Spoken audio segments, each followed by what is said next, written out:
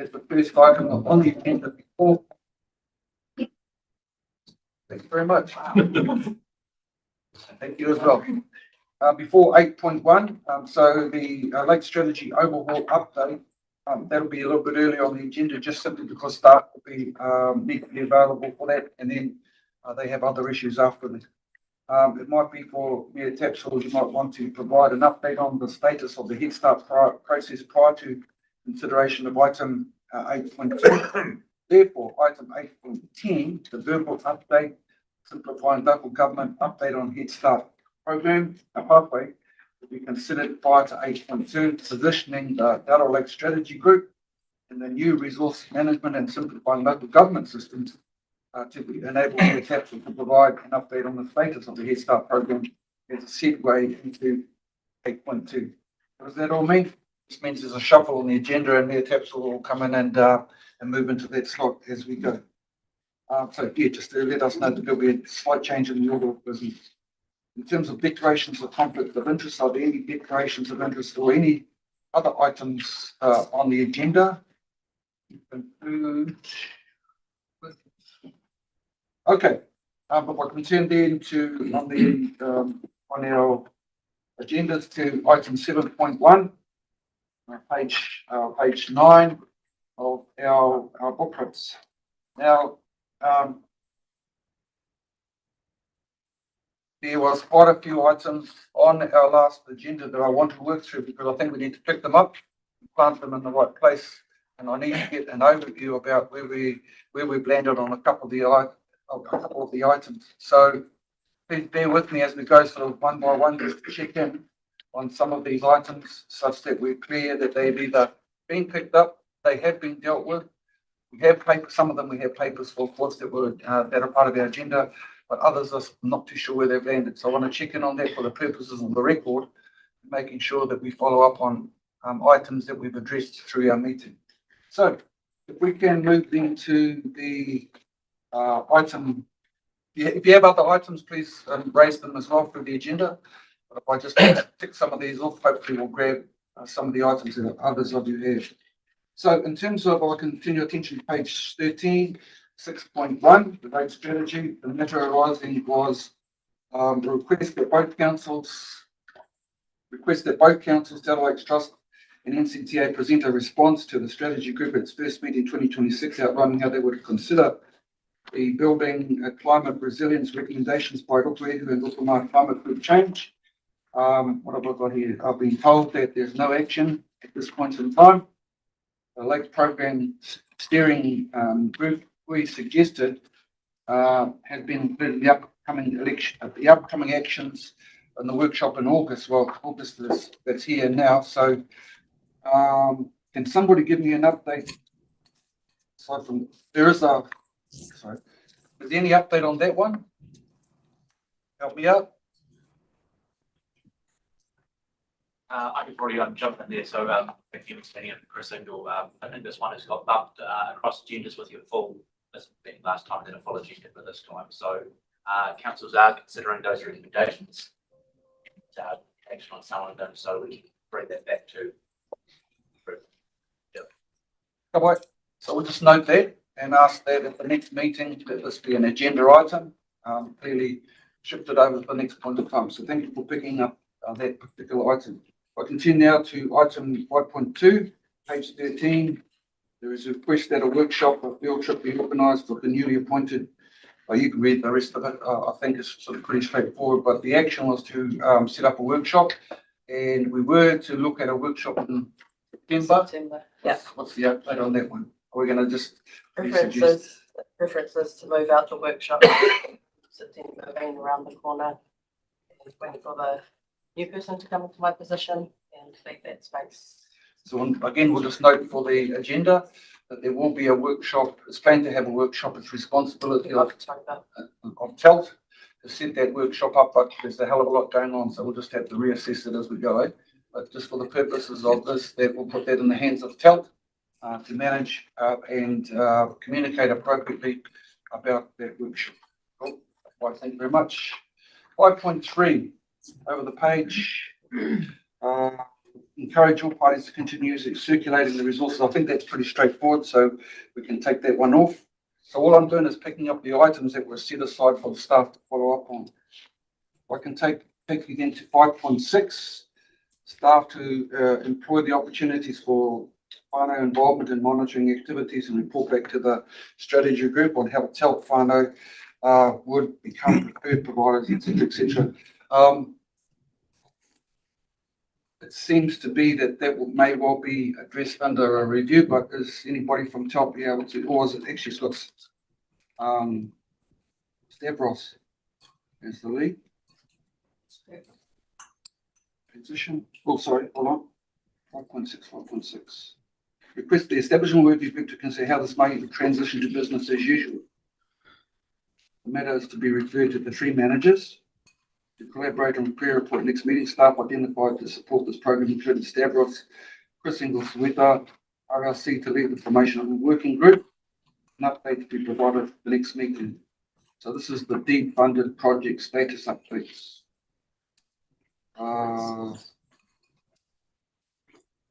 Somebody help us out and give us direction about where that's landing. The last time we spoke about it was at the program steering group, and a decision was made to workshop what that might look like. So pushed it to the workshop that we're planning to have at a high level in terms of what it means in our implementation plan and how it feeds into that. On a case-by-case basis, we have progressed with some avenues of work. So we're organising workshops in November, extending the invitation to Te Rangi Wewehi and to Haurangi to do plant ID workshops, which will help take over the lakes by mahi. So that's an example, but in terms of how it feeds into a larger picture, that's to be investigated through the workshop. Okay, so we'll just note if everybody's comfortable that put that item into the workshop agenda and basically take it off matters arising. So that it's moved into a place that we can deal with. Stop me if there's any issues that people want to pick up on. Okay, so we're moving on to 5.7. I have, and that's around the diesel spill. The key for this one was about us the 3 parties to look at setting up a communication strategy. So it was a BOPRC lead, from what I understand. And I believe somebody would like to just give us a catch up on that one. So the point was, we had the diesel spill. At the last meeting, we all had a discussion about some protocols that allow all parties to be advised quickly at the same time, in particular with respect to the role of iwi and Te Arawa Lakes Trust. And I asked that we look at a communication protocol, not a plan per se, but that would come out of it, but a protocol that ensured that if something happened in terms of our environment, that there is a set procedure that ensures that all parties are communicated with. This was in Regional Council lead. Somebody able to update us on that one? I don't know anything about that one, but I can take it back to Chris to update for you. Are you clear about what's been asked here? Is a clear communication protocol. The protocol around incidents like these, so yeah, I understand. Anything to do with the environment that might impact on all parties needs to be communicated to all parties. That's all. Just let everybody know what's going on. Advice? I can give an update. So again, at the last program steering group, Chris Ingle was at that. We agreed that the Te Rangi engagement and comms framework that TELT had developed would be the framework, but also in discussion with both Lakes Council and Regional Council, they've got separate comms strategies for whatever the incident might be, right? Whether it's a diesel spill, whether it's this or that. So the idea was to come together again and see how we can, I guess, look for the gaps in those strategies and frame it under the overarching framework, which would be Te Rangi. Nothing, from my understanding, has been progress since then, but that's the last conversation we had about it. Okay, so for clarity, if you want to refer to 5.7, there's some key points there. Number 3 bullet point is probably the right for you. In terms of talking with Chris about that, I think it's, Sweet has just indicated we're looking for having established protocols across the board. And this group did adopt Te Reo Maia as that framework, so it's there. Hey, Ross, you know, but Just, through you, Chair, just to remind all of us that there are well-established pollution notification, every time it's an incident of pollution, there's a hierarchy of notifications that is being followed very strictly, both by the Regional Council and the Rotorua Lakes Council. Within the Rotorua Lakes Council, we do have a protocol where our Kia Morangi team notifies a whole range of mana framework group. Every time there is an incident to be notified, the Bay of Plenty Regional Council has reviewed their communication protocol with regards to pollution line 2. I think as Sweta said, probably all those things will come back together under one unified umbrella. And I think that's the next step. So I'm very confident that each council is going to establish notification processes, and after the incident or the diesel spilling them, next step away 5, those protocols are being reviewed. I know the Rotorua Lakes Council has fully reviewed the protocols, will have the appropriate notification points, and that's activated every time we do have a pollution incident. so in terms of the item that's on the agenda, yes, it's granted it's a few months ago. I'd ask the question, have all parties agreed to a protocol of communications to each other following a environmental issue? My clear understanding is that yes. No. So there's a no, that means that we haven't. So therefore we chuck it back in the bin and say to all partners, let's follow up and ensure that point is dealt with, please. So consolidated, all parties in, all agree, all sides, then there will be no more misunderstandings with respect to issues that come up on a daily basis. I think it's true for you. So I do know that when this was first raised and through our chief executives, that was looked into. I just thought perhaps since it was left at the chief executive level, do you want it to come back either by email or to this table for that official sign off per se, just to ensure that everyone feels that we are on the same page? I suppose my understanding was that that work had been undertaken, but if it hadn't, then how do we want to know at this table, at this level, that it is done? Understanding that that would usually be a operational matter per se. So it says here in the minutes, potentially led by BOPRC. Therefore, I'd ask that the chief executive work with Lakes Council and Arawa Lakes Trust to advise the chair that that the protocol is in place, and it needs to be either before or at the next meeting. So I'm looking for sign off of it. Is that right? Oh, sorry. Okay, Nikki first, and then you, Anne. Yeah, I think given that this group agreed that framework would be set our work, and that it was identified that the diesel spill does impact the lake and its catchment, which I think our vision and strategy covers. It is my view that it should come back to this table for us to say, yes, we think it does meet that framework, and it will mean that parties are communicating with peers. Sort of trying to get. And the framework, in my understanding, captures all stakeholders. It's not just about the Arawa Lakes Trust, but it actually does cover the way that we would engage with multiple couple and iwi and all the relationships associated with the lakes and the water. So I think the framework does that. And if we were to apply a communications plan to that framework, we get there. Yeah.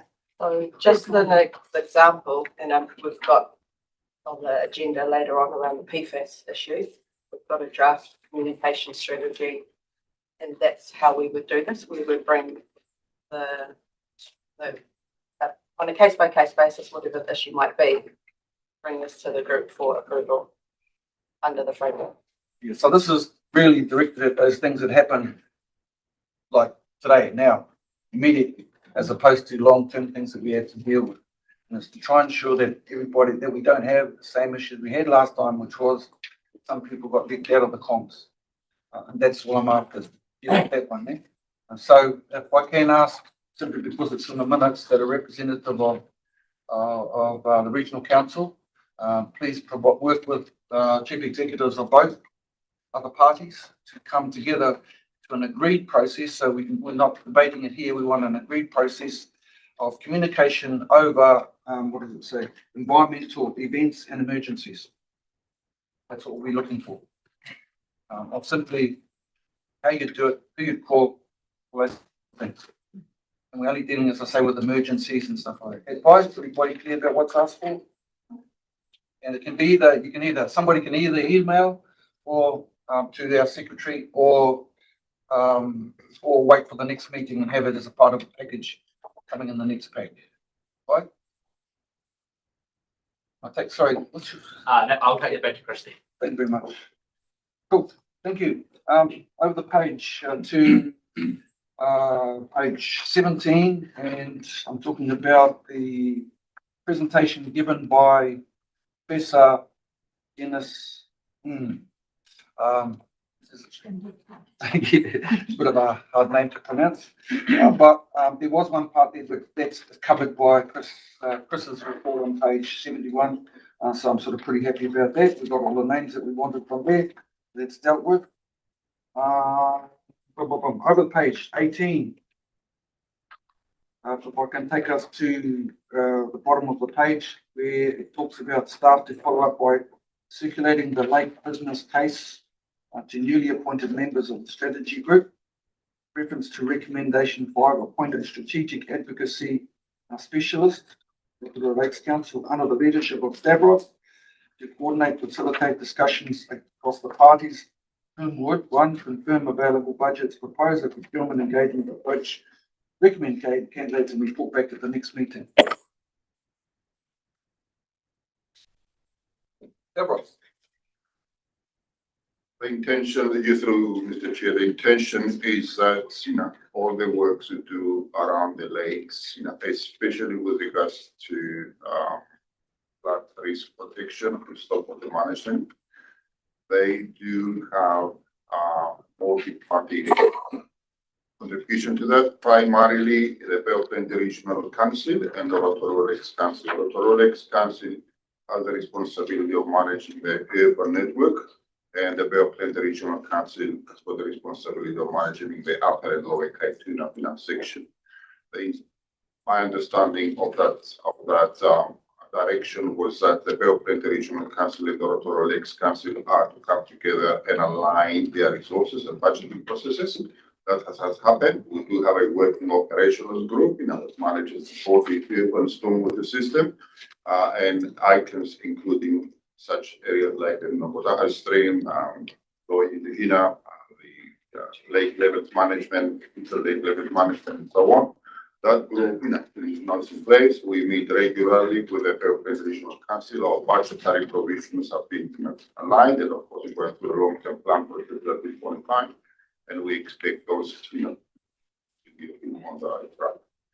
With regard to the local contribution for various Manapeno groups, we do talk to how we do talk to community and other Manapeno that have an active or joint consenting interest into our waterways, and continue to do that. But the primary purpose for here, this instruction, this direction, was with the Belfast and the Regional Council budget and the Rotorua Lakes Council budget to be aligned, so the manager whole system as one single network instead of individual.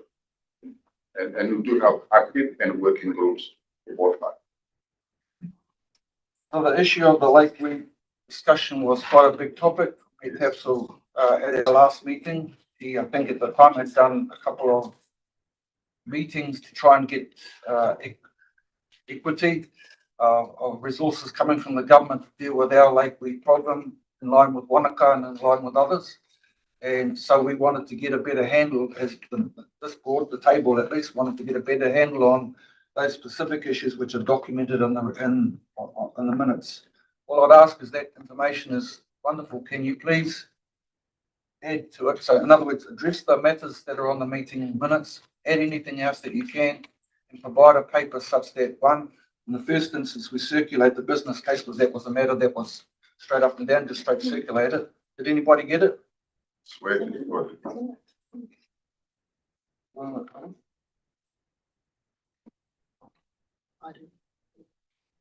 Well, you might be dealing with it in item 11, is that right? But there was other parts in there, which is why I sort of picked it up Yeah. around circulating the minutes and stuff like that. Yeah, no, you are right. And it is still a moving piece, and to help to address it, we have been working really closely as partners. So, with Relax Trust, we have applications in as well to, Rotorua Trust, Bay Trust as well. And then, both the Rotorua Lakes Council and Bapedi Regional Council have increased their funding into this. So the idea is that hopefully we would raise $200,000 to do an initial, and substantial hit on the lakeweed, the pest lakeweed species that we have in Rotorua Lakes. And yeah, we're still waiting to hear on those latest funding rounds. It's probably the only further update I can provide on that at the moment. Okay, so it was raised at the last meeting. Does anybody want to take it any further? Anybody want any more information or less information? If not, I'll take it off the agenda, because it may well be dealt with in the report that the taps will be given shortly, but we don't have to worry about it. Does anybody want that report? If not, it's off the agenda. As is. All right. Thank you, Stavros. We'll take that off the agenda and consider it to be dealt with. A couple more folks, sorry about this. I'm turning over now to the page 20, and that is to do with direct staff to prepare communications plan outlining farming community contributions and improvements.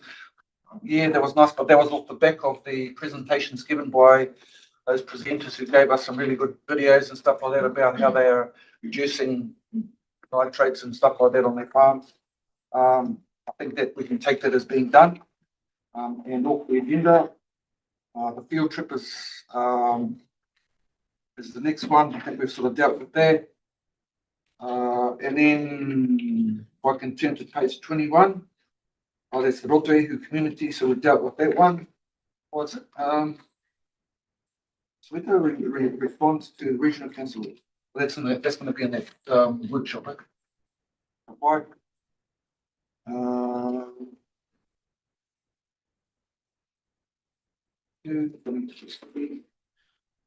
I think that might be all the points. Oh, Just, page 20, item staff follow-up, we've got a report on the applications of the RMA reform on limits between number 2 and other lakes, and how it would impact on the program of work highlighting the risk of identifying mitigation. I think given one of the parts of the new bill, I think I was just wondering if anybody had done that piece of work or if it's included in the regional plan. I think we've got an update to the agenda on our from Children Lakes Trust. So that I thought would have been something today.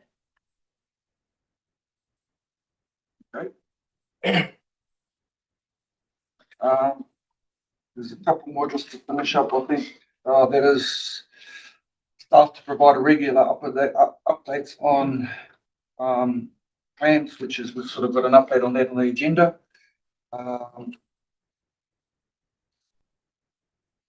And I think that's most of it. So would somebody like to, against all of that, move that the minutes of our meeting quick reports? Thank you very much. And a second. Thank you, Tapsel. As long as a guy might hear my eye. Against.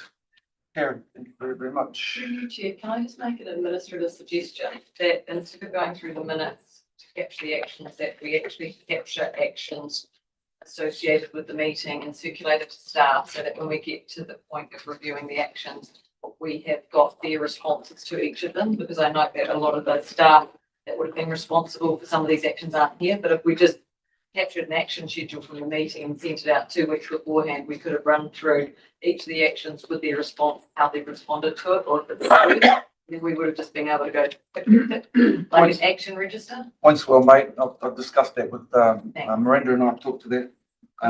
And so we've started that process. Yeah. So, we're starting to get it moving from here on, and it will be, I think the point I really wanted to make is that if we have items on the agenda and they come through the minutes, then the expectation of this table, at least this chair, is that those items are dealt with. Yeah. And as long as we get a report back, and if the report back says on one piece of paper, there's been no movement, at least we've got some idea that, okay, it hasn't been dealt with or something's come up. So I just want to make sure that as a process, of way of doing things, that we capture all the stuff in the meeting, but points well made and we'll attempt to do that as we move forward. Any last points, Vicky? Yeah, and structurally, so there's a program working group. So my expectation would be that they do their all form, the agenda of the program working group. Those are prioritised as part of the existing work that's on that working group, and then we get a report from that working group of these things as well as other things they might. Okay. All right, done. Thank you very much for your indulgence on that. I've tidied all of those minutes up, touch wood, and then we move forward from here. If I can now ask for Kerry, Stephen, whoever else is coming on, Stephen and Damien. Okay, you two can come up to the table, presenters, and we're talking about 8.1, ladies and gentlemen, page 75 on poll, or thereabouts.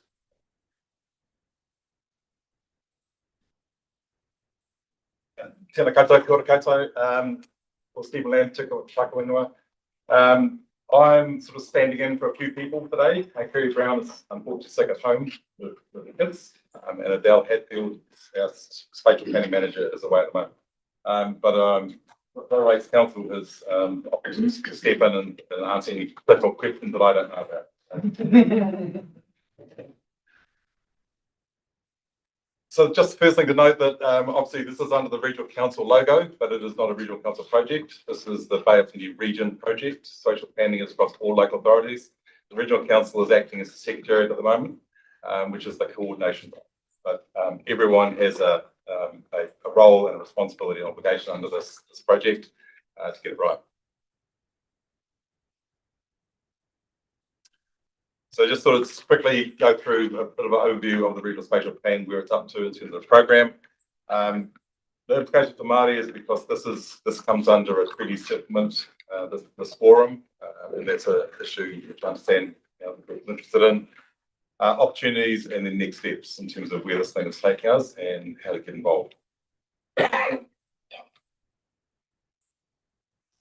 So a lot of work has gone under the bridge in terms of water at the moment. The Mural Forum is acting as the Spatial Plan Committee. The Spatial Plan Committee will be set up under the new legislation. So the terms of reference are about preparing a regional spatial plan. At a certain point in the future, when the two new acts, new resource management system come into play, a spatial planning committee will be set up to take on this role. There are a number of technical project control groups and program groups set up. Working groups are starting on a number of issues, and a particularly important part is the process agreement. The process agreement, which is being drafted at the moment, is how the region, all the local authorities, will work together to produce a spatial plan. So that document becomes quite important. And that last point is one of the working groups which we've set up is about how engagement with the iwi is built into this project.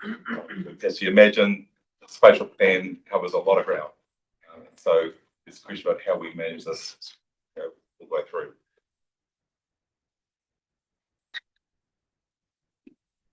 This is just a time frame of the current time frame in terms of the short-term matters. 10th September, that dotted line on the right is the Mural Forum. So that's where we get to the options about how this thing is set up, how the spatial planning committee will be set up in the future.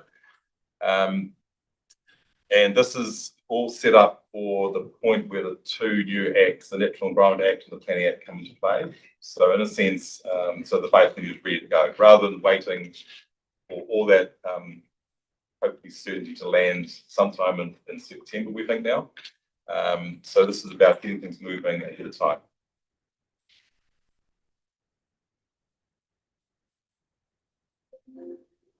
It's one of those sort of slightly weird things in this area. So resource management transition relies on a regional council and separate district councils and city councils. but obviously with local government simplification, that becomes a bit more difficult or more complex picture. But this is the long transition from now all the way through to spatial plan being decided and where it goes through the legal process. The dotted line in the middle is October 2028, which is the local body election. So that becomes something which we just need to keep an eye on. But in some senses, when we're talking about these processes, we just kind of pretend that local government simplification is not occurring. We need to sort of structure this in terms of roles and responsibilities. The other key thing here is that the national standards and policy direction are not yet with us. To build a spatial plan, to build a natural environment plan, to build local land use plans, and to understand things like limits and how limits are set, we need the national direction to come. We understand that after the acts are passed in September, an illustrative draft we provided to local government about what that national direction may look like. That becomes quite important because if the national direction is saying things such as this is how you put the content of a spatial plan together, you kind of need to know that in our planning. The way this is being presented at the moment is basically doing no regret. Do everything that we know is going to land, but don't go too far into the unknown. So things like discussing how biodiversity is going to be managed across the region, that becomes a no regrets type piece of work. But we know biodiversity stays within the new RM system quite strongly. Feel free to ask questions as we go on. Hopefully you've all seen this diagram. This is the new RM system. It's described as the funnel. Simplistically, the engagement, consultation, and being involved at the top. The further you go down through the system, the less contact there is with the community. So, for example, right at the bottom, the new acts are built on the idea that there'll be less consents, less resource consents, and more permitted activities which just occur as of right. So, if that shifts the way the community is interested in commenting on things, the comment needs to occur at the top of the funnel. So, right at the top, the acts, the national direction, getting involved with those, getting involved with the spatial plan, that becomes critical for how this new system works to make sure that the community's aspirations and matters that are important to them are reflected through the system.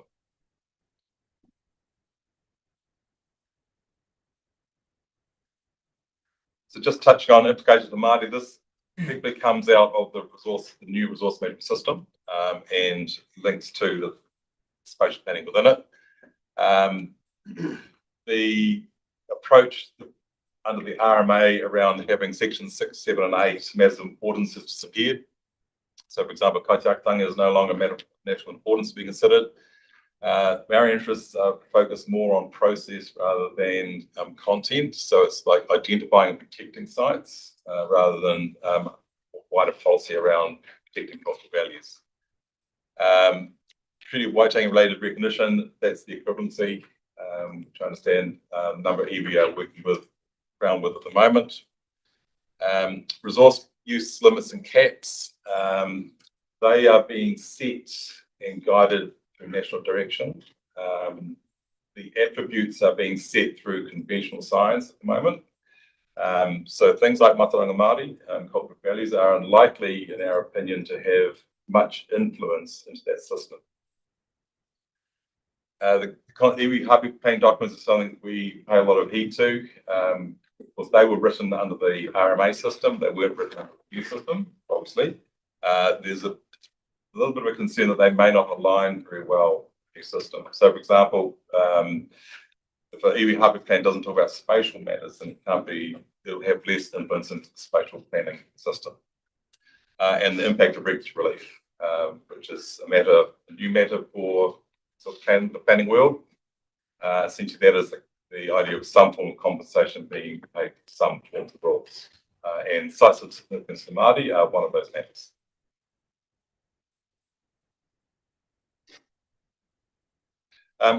This is headed up opportunities. I think it should be opportunities somewhat in speech marks.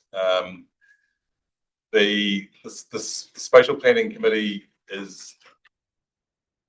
will oversee the preparation of the spatial plan. It will then recommend that to all the local authorities for their adoption or goes out with notification.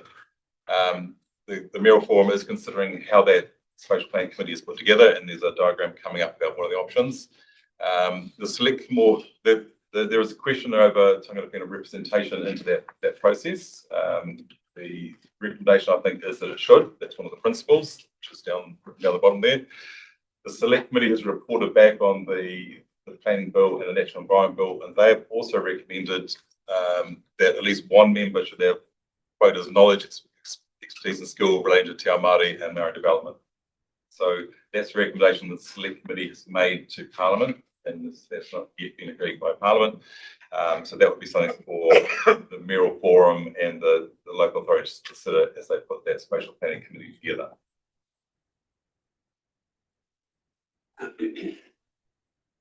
So the pre-enactment, this is how the system's working, which is the mayoral forum basically in charge of this process. There are joint committees and local authorities operating already. So, for example, the Rotorua Future Development Joint Committee operates as a joint committee in this area.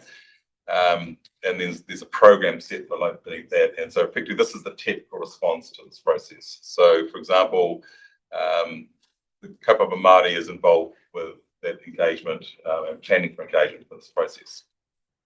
But perhaps more importantly is how this works after the acts are in play. So the acts will say you need to set up a spatial planning committee, which is a joint committee, and include other representatives to meet the requirements of the acts. So this is just an example, one of the options. These options will be considered by the mayoral forum.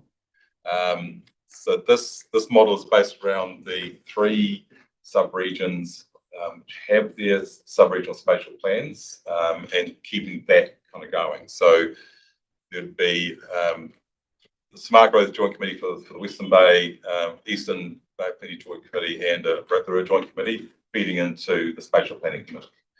The Bay of Plenty is well positioned with its sub-regional plans in play at the moment. Other regions do not have that luxury. So here in the Bay of Plenty, we have a good base to work from to the spatial plan together. Again, the Spatial Planning Committee would make that recommendation back to the councils in the end for adopting the spatial plan. The Spatial Plan Committee would also have the task of resolving any differences or conflicts within that process. So in terms of the spatial planning program, again, it's an opportunity. We do understand there's a lot of energy is going to a lot of things at the moment. But coming back to that funnel diagram, there is an importance about being involved in the start of this process.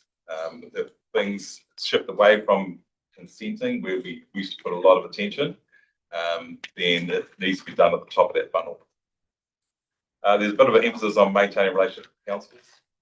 The relationships that exist and the new ones were being planned around, for example, Te Mana whilst the government is saying they will be pushed aside, in a sense, there's relationships, then there are articulated relationships, then there's Te Mana The relationships are still relationships, and they can still be articulated in a number of ways. The fact that Te Mana falls away does, in a sense, change some of the fundamentals. The technical advice and working groups, we are kicking off some of those on the no regrets basis. The earlier we start, the more time we have to consider some really important issues around this. But again, it does take time and energy to get involved in these things.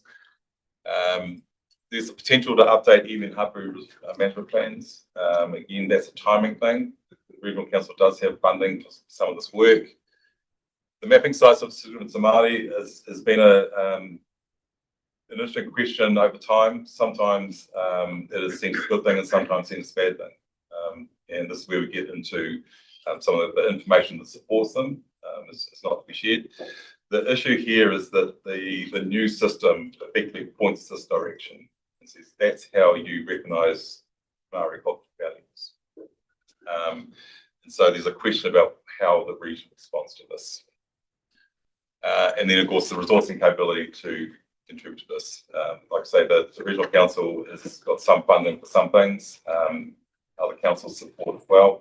So if this is something which people are interested in, keen on, can see the value, and then it's a useful discussion to be had. We're sort of already into the next steps a little bit. In some senses, December, January is the next critical point for the region. So that's where the process agreement is signed, and the spatial planning committee and the secretary are formally established. So September is when the legislation is expected to be enacted. The region then comes together and says, and this is how we will do this. And that becomes quite an important step. So again, representation on that group is one of the next steps. There are a lot of questions still around, like, how do these co-governance groups connect in with the system?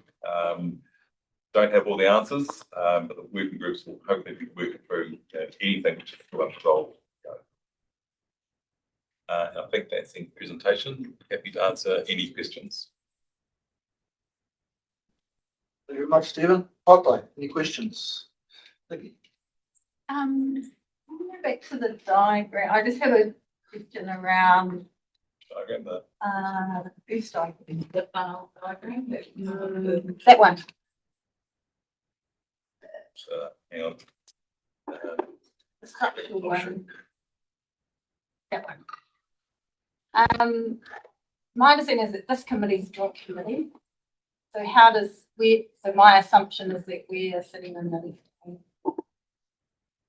column in terms of our role. I'll say no at this point. I'd say this is me coming along to see how does this work. Right. So those joint committees are the 3 sub-regional joint committees looking at I spatial see. planning Okay. specifically. Yeah. And then my other would just be around my understanding is that the growth strategies are being used to inform.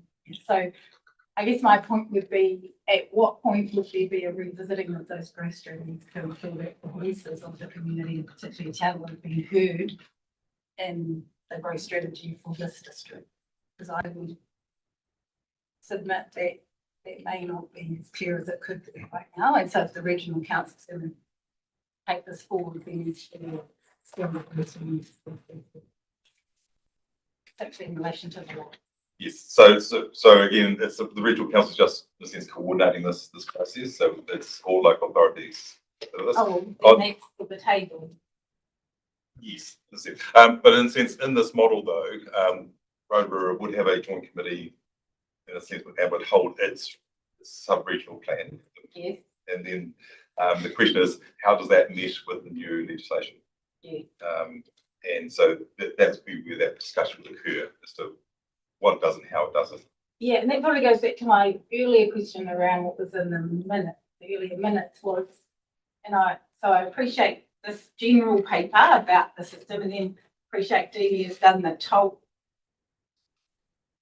review for but to me it's, what does this group need to do, and where would this group position itself as a more kind of affirmative position? Because I understand there are a lot of uncertainties, but to your point, it's no regret. So what would we do as a leadership group in this space to ensure that we've done everything we can to represent this community's interests in their lakes? So I guess for me, we've got advice on what the system looks like, but then what are we going to do? So I would like, because that regulatory relief process, that stresses me out, because we've already done, a whole lot of work around reducing nutrients in this system, and whether or not we're going to reach that target, I think that's a different question. What we don't want is the system taking that away from us or forcing us to reduce those limits, despite the fact that there's been so much invested in trying to establish them. So this new bill, this new act, will be a race to the bottom. Basically, it'll force us to lowering our expectations or allowing what happens in this catchment for these lakes. And so what are we going to do as a leadership team in this spatial setting as the advocates for our lakes? Not for our individual interests, but actually these 14 lakes. So that's what concerns me. Yes, I just want to understand the impact, not of the process, but of the actual legislation on our lakes. And I just don't think we're there yet. If we can take some sponsor up on you, do you want to Yeah, I follow just on? had a question that kind of links into yours, Nikki, but it's probably through you, Damon and Stephen. Is, when you're thinking limit setting, so that's the RMA bill, what is the linkage between the spatial planning and what Nikki's referring to and the limit setting? Are they talking to each other? You don't have to be polite. I've been recorded though, so I have to. Okay. But you can be direct. You can be direct. Feel free to be. So we're facing a new planning system, and I think I'm constantly sort of having discussions at the start. We were thinking RMA, and you sort of have to put that aside a little bit and say this is a new system. The spatial plan theoretically talks to limits. It says you map the impacts of limits in a spatial plan. So you might say, for example, this is a proposed growth area, but there's a limit of the amount of availability of water. So that's a constraint on that growth. Then you'd have that discussion at the time. I think for the lakes would be and are identified in all spatial documents as being important. The issue around limits, though, is concerning, and that's perhaps a different discussion. We need to have it. Yes, and I slightly need to apologise that when you read out that thing about limits, that hasn't found its way to me. I would be the person to answer it. Obviously, I devoted a little bit of my life to Plan Change 10. The way limits are expressed in the new legislation are different to the way they're expressed in the RMA. And the particular thing is around the definition of life supporting capacity. So a limit must be about life supporting capacity, which is very understandable and very reductionist. But if I was to say, actually, the limits are about the ability to recreate in a lake, that's not about the life supporting capacity of an ecosystem. So the question we've been asking and submitting on into the bills is, can you set limits on cultural, social, recreational, and environmental? And currently the answer has been it's environmental, and it's very much an attribute around life supporting capacity of an ecosystem. So that's something which I've raised internally, that's something that this group should be quite concerned about, because if I can just add, I think just from it, I think the problem is we'll start this regional spatial planning process without having the direction on environmental limits. Environmental limits unfortunately comes much later in the process, so we'll be getting government direction in September 27th, like a big tranche of government direction to configure the regional spatial plan too. So I guess we'll be doing it in still another node in Brett's manner, and then we'll get a tranche of direction that will define how we look at environmental limits. So I guess it's with that caveat. Greg, you can follow on? Just an explanation, if you could indulge me. What's the definition of life supporting? Is it human based or it's is it ecosystem. ecosystem? It is ecosystem. And it's of indigenous species. So there's a little bit of uncertainty at the moment, but trout and salmon certainly fell out of the bills. So, for example, Lake Taupo, their limits are around trout, almost the aesthetics of the lake, swimmability, cultural values. Again, none of those are part of limit setting. So it's how does this work? Has been our question. And noting that the community has invested significantly in these sites. I guess my key concern is that this group has said nothing jointly about this system change. Right, we talked about it yet, but the bill is till September. The submission is all done. Yes. And so at what point do we lean into this? And my view is it's through the spatial planning and then some other political work, because essentially the system, they are doing the work now on national direction, and they are doing the work now on standards. But that work is happening. We might not see it, but it's happening. And we need to be enabled to engage in it as a collective for that vision and strategy that we endorsed in August last year. You know, we So you have to put, defend you our put a land. question, and I think we just have a little bit more thought about why you do the question, think of what you would like to move as a recommendation from motion. That we can test with everybody at the partners, that might move us forward. If I can just make one or 2 points, I think what really, what didn't shock me, but reinforced again that there's the number of things that have been taken out of anything is, takes away those protections that were hard fought for. That's not going to be used to anybody around the table. So that's a worry. I think Nick's point is quite important about the part we play locally. I mean, the lakes are our responsibility. And what does that mean for us? Are we able to, within those limits, reaffirm involvement of Māori through either boards or iwi directly, and the involvement in this process? Are we able to do that, or is it overruled by the whole, the bill, the law? Is there a part there? Because one would think, as I say, that the lakes are important to us, that we have a responsibility in that space, and yet, as we hear from Nikki, that we haven't got mechanisms to ensure that everybody's participating. You'd expect that Māori would be at the heart of governance over the stuff, in particular, TELT in this role. How are we searching to make that happen? Have you got a response, or is that? The one thing I would say is that That's right. You carry on. through the joint committee for this area, and the future development strategy for this area, maybe that's where this group engages with the joint committee to say, look, we want to take a role in looking after the lakes. There are avenues in there. We're just not sure ultimately how they land into the process, into regulatory systems. That's a good lead.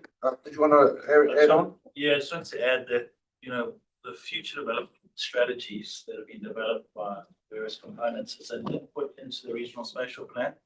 So once the regional spatial planning process kicks off, the select committee report had actually indicated that there needed to be pre-notification engagement. So which means there will be an opportunity to engage while the RSP is being developed, prior to it actually going out and being notified and going through the formal consultation process. So we at least know legislatively that engagement, there's room for that engagement. But I think the key sort of interface will be with that spatial planning committee when it's set up. Does that committee be driving the process? So that's where your kind of the entry point would be in terms of the engagement side, is working with that spatial planning committee. But I suppose the legislation's allowing for a lot of engagement through the development of the RSP. So don't sort of see, I guess, yourself being locked out, because there was a previous process around developing strategies. Yeah, thank you. And very aligned with that. I think if we can look at it from currently we're collating what's already been done, but actually it's really good because we're getting presented this now. And so I actually really want to pick up on the opportunities that have been raised, because although there will be various joint committees and we'll have them in the 3 different areas of the region, this is actually an already well-established, well-known, well-respected, based on treaty settlement co-governance joint committee. And so if we think of it from a Rotorua perspective, although we are seeking to establish a Rotorua joint committee, I think there could actually be real potential that although this is focused on the lakes, or actually the lakes are a very valuable, significant part of our whole district, and how, catchment, and how where the social economic growth occurs will have an impact on the lake. So I do want to perhaps flesh that out a little bit on how, even in the meantime, before this is set up, since we have the Rotorua Lakes Council, the Regional Council, who will be on a joint committee anyway with Te Lakes Trust as treaty settlement partner. But yeah, I think there's a real opportunity here. But I will also note through the Head Start process that I'll give a bit of an update on shortly.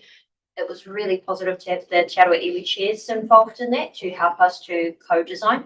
And it was raised quite a few times there as well that they wish to be involved in whatever comes out of the regional spatial planning. So I do know that there is a desire there, but at least this is already established and we can already bring it to the table.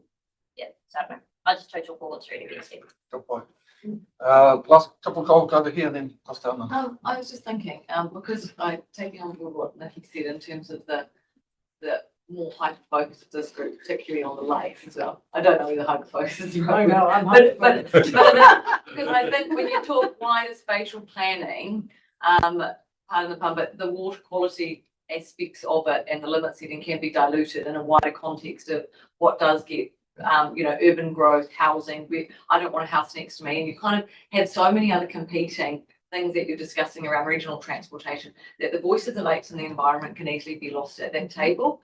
And so I just wonder if it is something that as a collective group, we do keep at the front of our mind to say, we shouldn't necessarily wait for the ministries to come out with limit setting and then we respond and make submissions like any other submitter.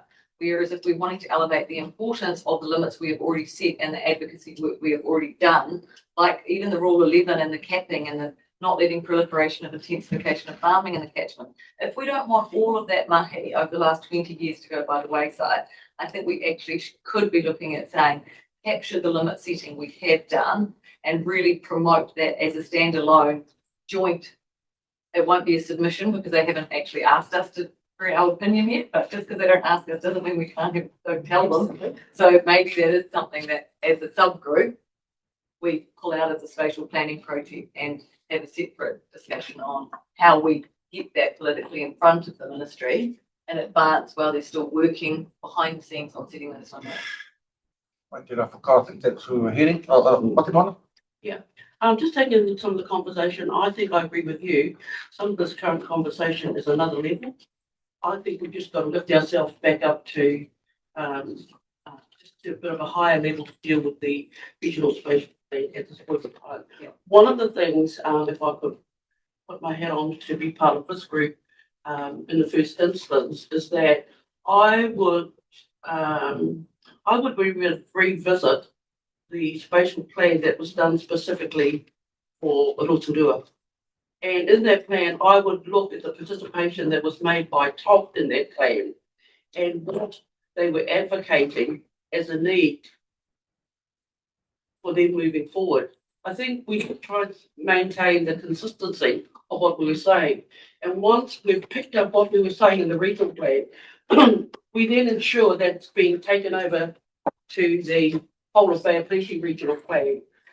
So that again, we're still maintaining the consistency of what we're saying. Because I think if we maintain the consistency of what we're saying, then we're carrying the weight of that into this wider Bay of Plenty plan. So Stephen, I think it's probably your job, you're coordinating this, is to have a look around the participation of TOLT in that process.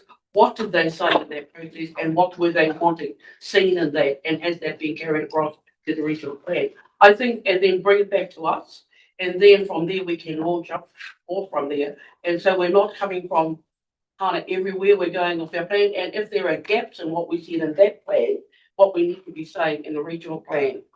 And then I think that sets up the area too for us from there, back at our own camp, to look at what deep dive needs to be taken as a result of what we're putting at that very high level document. Okay, anyway, probably just wrap it up after that, unless there's somebody else got a quarter. Do you want to add in, Nikki? Or? I've got a recommendation maybe. Yep.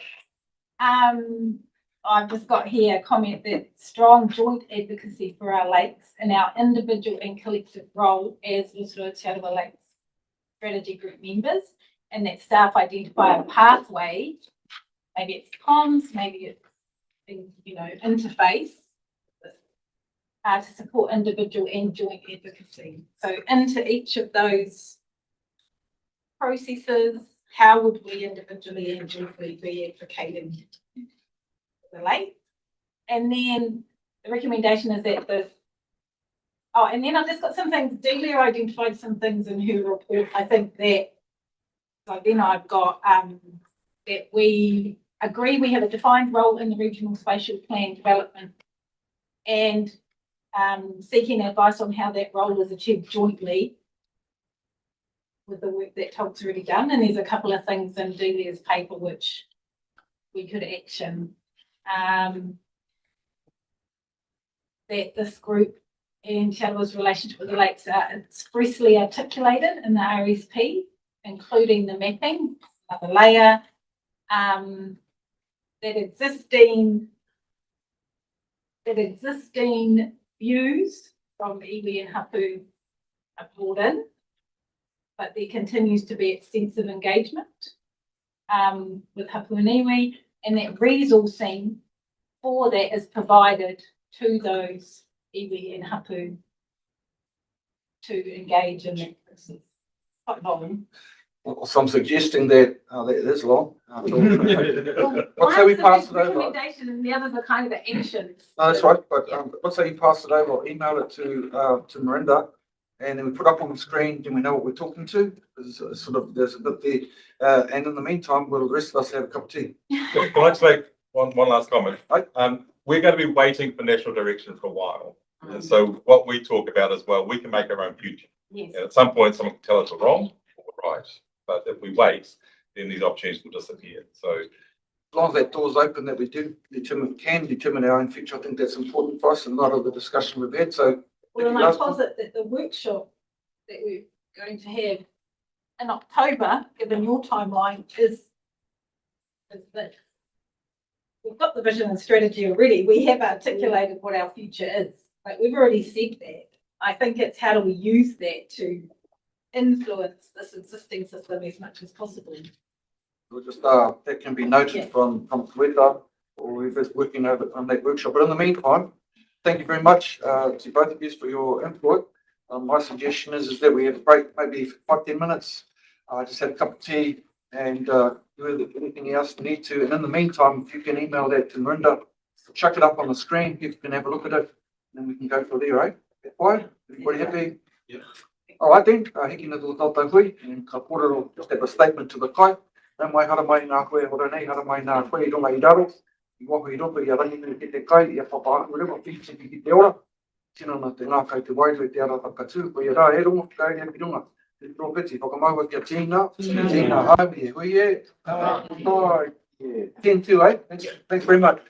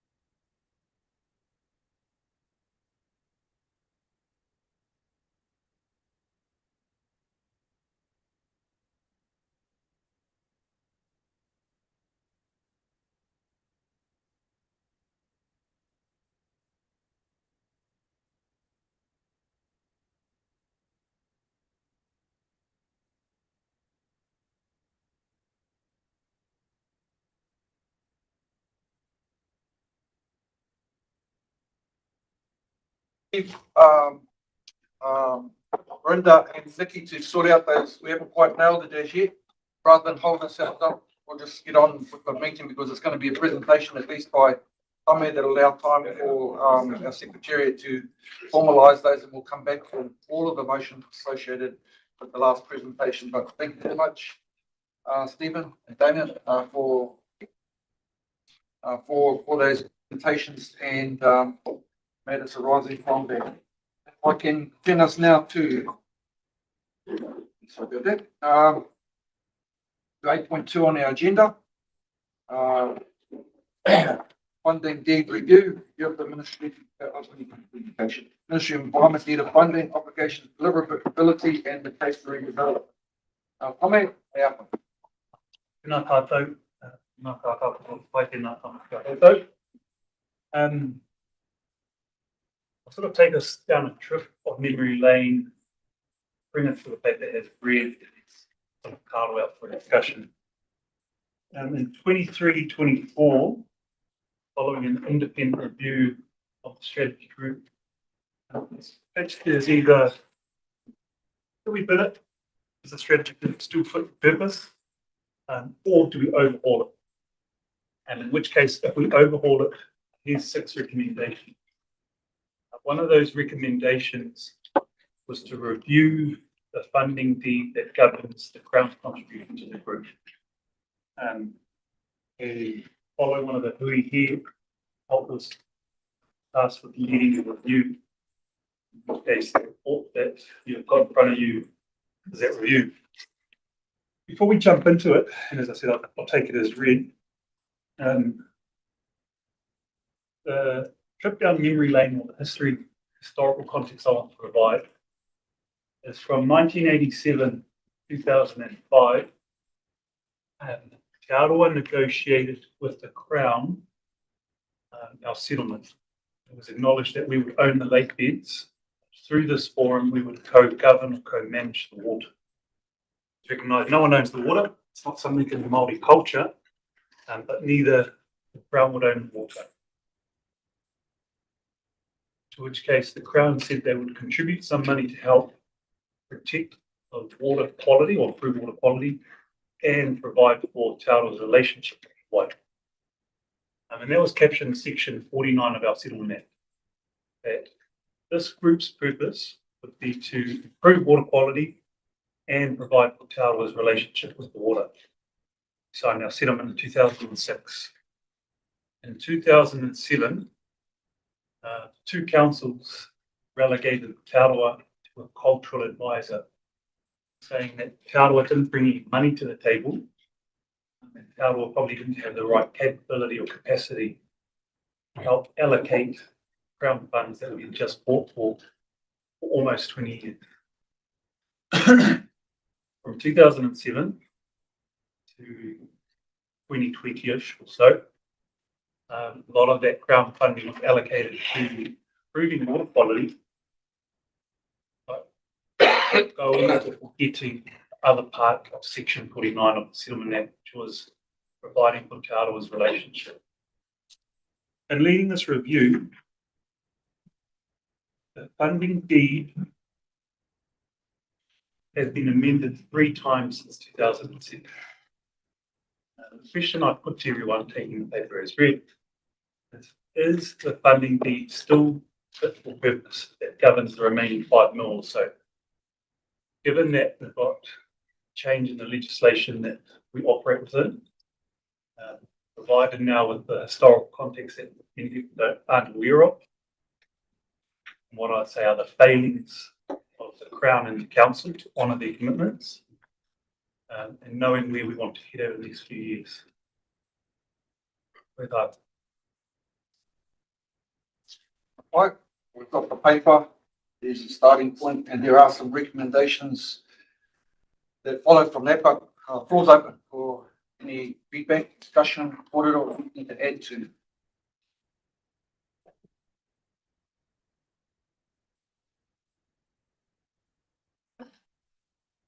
Things here through you. And perhaps just start through Rotorua Lakes Council perspective. First of all, I do acknowledge that a decision of the past to relegate Chatham Lakes Trust was not appropriate and not necessarily respectful. And so do wish to come with a sentiment of an apology that now in this present time we do see you work alongside Chatham Lakes Trust as an incredible, valuable, experienced, knowledgeable partner that we simply can't manage our environment to the extent that we have aspirations for across our wider community without that partnership and without that resource, that aspiration and that delivery of what have been award-winning outcomes and projects for our community and in this country. And so I start with that sentiment. I do also acknowledge that in particular around the $2 million reallocation, when that first came to my councillors, there was very, very strong support for that, acknowledging the important role that TOP has, and also acknowledging, I suppose, that in these times, that contribution would help to ensure Chatham Lakes Trust will remain for not only to deliver that, but also for the foreseeable future as we all navigate very difficult financial times. And I really mean all of us. And so what I do also want to acknowledge though is there have been some concerns just regarding if anything changes, how do we ensure that it is at least adequate or better than what previous funding was anticipated for. And I do want to acknowledge that TOP has had to come back a number of times, and especially through a minister that I would have hoped would have been more supportive at the start, but I understand that he's after unanimous support. And I also want to highlight that in the report, I do personally, as me, believe that TOP is best positioned to be able to negotiate with some of the opportunities that we know will have the most significant nitrogen reductions, in particular with the wetland development opportunity, and working with Māori landowners as well. I know certainly from being around this table, even as a councillor, we do have aspirations for wetlands, but as there is limited land around our catchment, we do know that Regional Council have done an incredible job creating wetlands and projects where possible. And we are in a situation where we have private landowners, and I do for the private landowners that have not been as forthcoming as previous ones, and I do see that help would be really beneficial in partnerships with Māori landowners. So I just wanted to start with sharing those are the views of both myself personally and also councillors.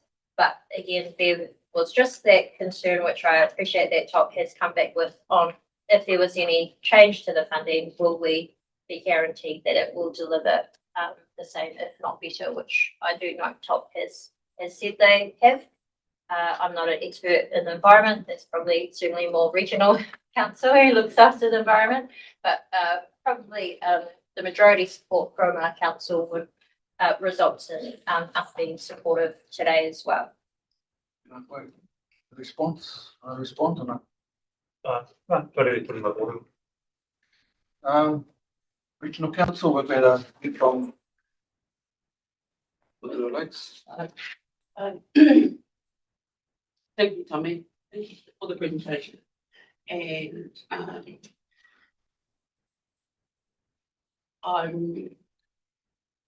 and thank you to Tanya for your comments. I want to cut to the chase here of what we're facing at Regional Council.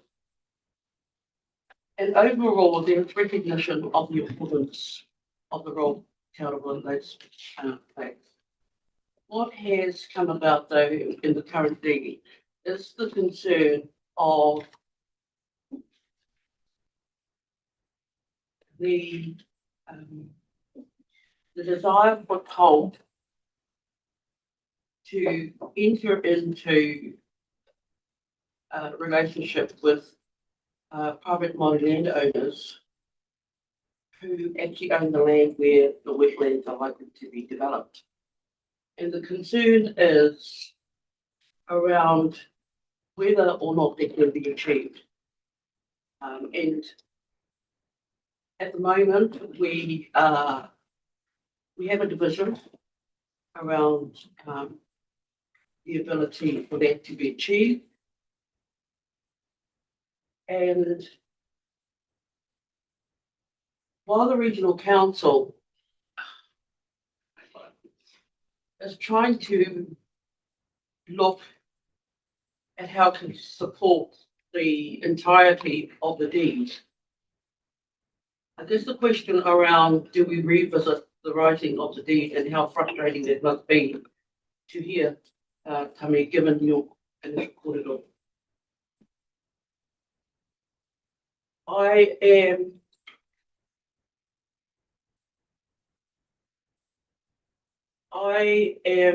mindful that any consideration that we still have to have, and whether we go down that track, or do we revisit another way of how we can support Total Lakes Trust. At our last council meeting, there was a report put up to try and support Total Lakes in moving forward. Unfortunately, once again, we did not have a full support, and that report was left on the table until September. So it will be revisited. In the meantime, staff have been asked to gather further information, and of course, our presence at this meeting as well, which I'm hoping will also provide some further information back to councillors around their decision that they will make on the 24th of September. So we, I guess from the perspective of the regional council, we are in a dilemma at the moment, and hence the invitation extended to Total Lakes Trust and members of this committee to attend the council meeting on the 24th of September to speak to the report that will be done by councils for that meeting. And one of the main purposes for that is to allow members to have a face-to-face dialogue with our council and to discuss some of the issues face-to-face that some of our councillors have. So that's kind of where we're sitting at the moment. It's not a pull the plug type thing. It's just really, I guess, tweaking a process that gives a level of comfort to those councillors who will sign off on the. So that's where regional council is currently sitting at the moment. But I'm happy to take it.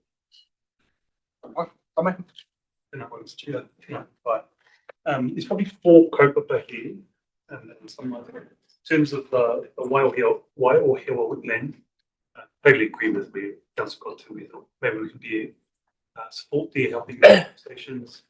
Totally agree. Go straight to Māori landowners and help out on the side of. So yeah, we're happy to help there. In terms of the reallocation funding proposal that was put forward to reallocate $2 million of grant funding from OPRC to TOLT. The plan we put forward was our best attempt to show that a TOLT way to improve water quality and reduce TLIs that was more guaranteed than the current proposal, as well as providing for the second part of Section 49 of the Settlement Act, Kāto's relationship with the Wai. Now, there was a lot of talking past each other at multiple stages in management. People arguing that wetlands were better. We always agreed with that. TOLT supported that. The conversation that wasn't had was what we're proposing can be done as the wetlands are unlikely to be done by the Council of RC and the RLC. And what really probably upset TOLT was the failure of the treaty settlement recognition and the partnership agreements. for working together in good faith. The OIA top received criticism that went back and forth rather than straight to us, somewhat disappointing. The third counterpart is what the agenda item is. The remaining 5 million is governed by a funding deed. Is that funding deed still for the purpose, regardless of the $2 million? Is it with what's required and what's planned? Is it still achievable? Is it still doable? Again, by all accounts, some of those wetlands can't be established.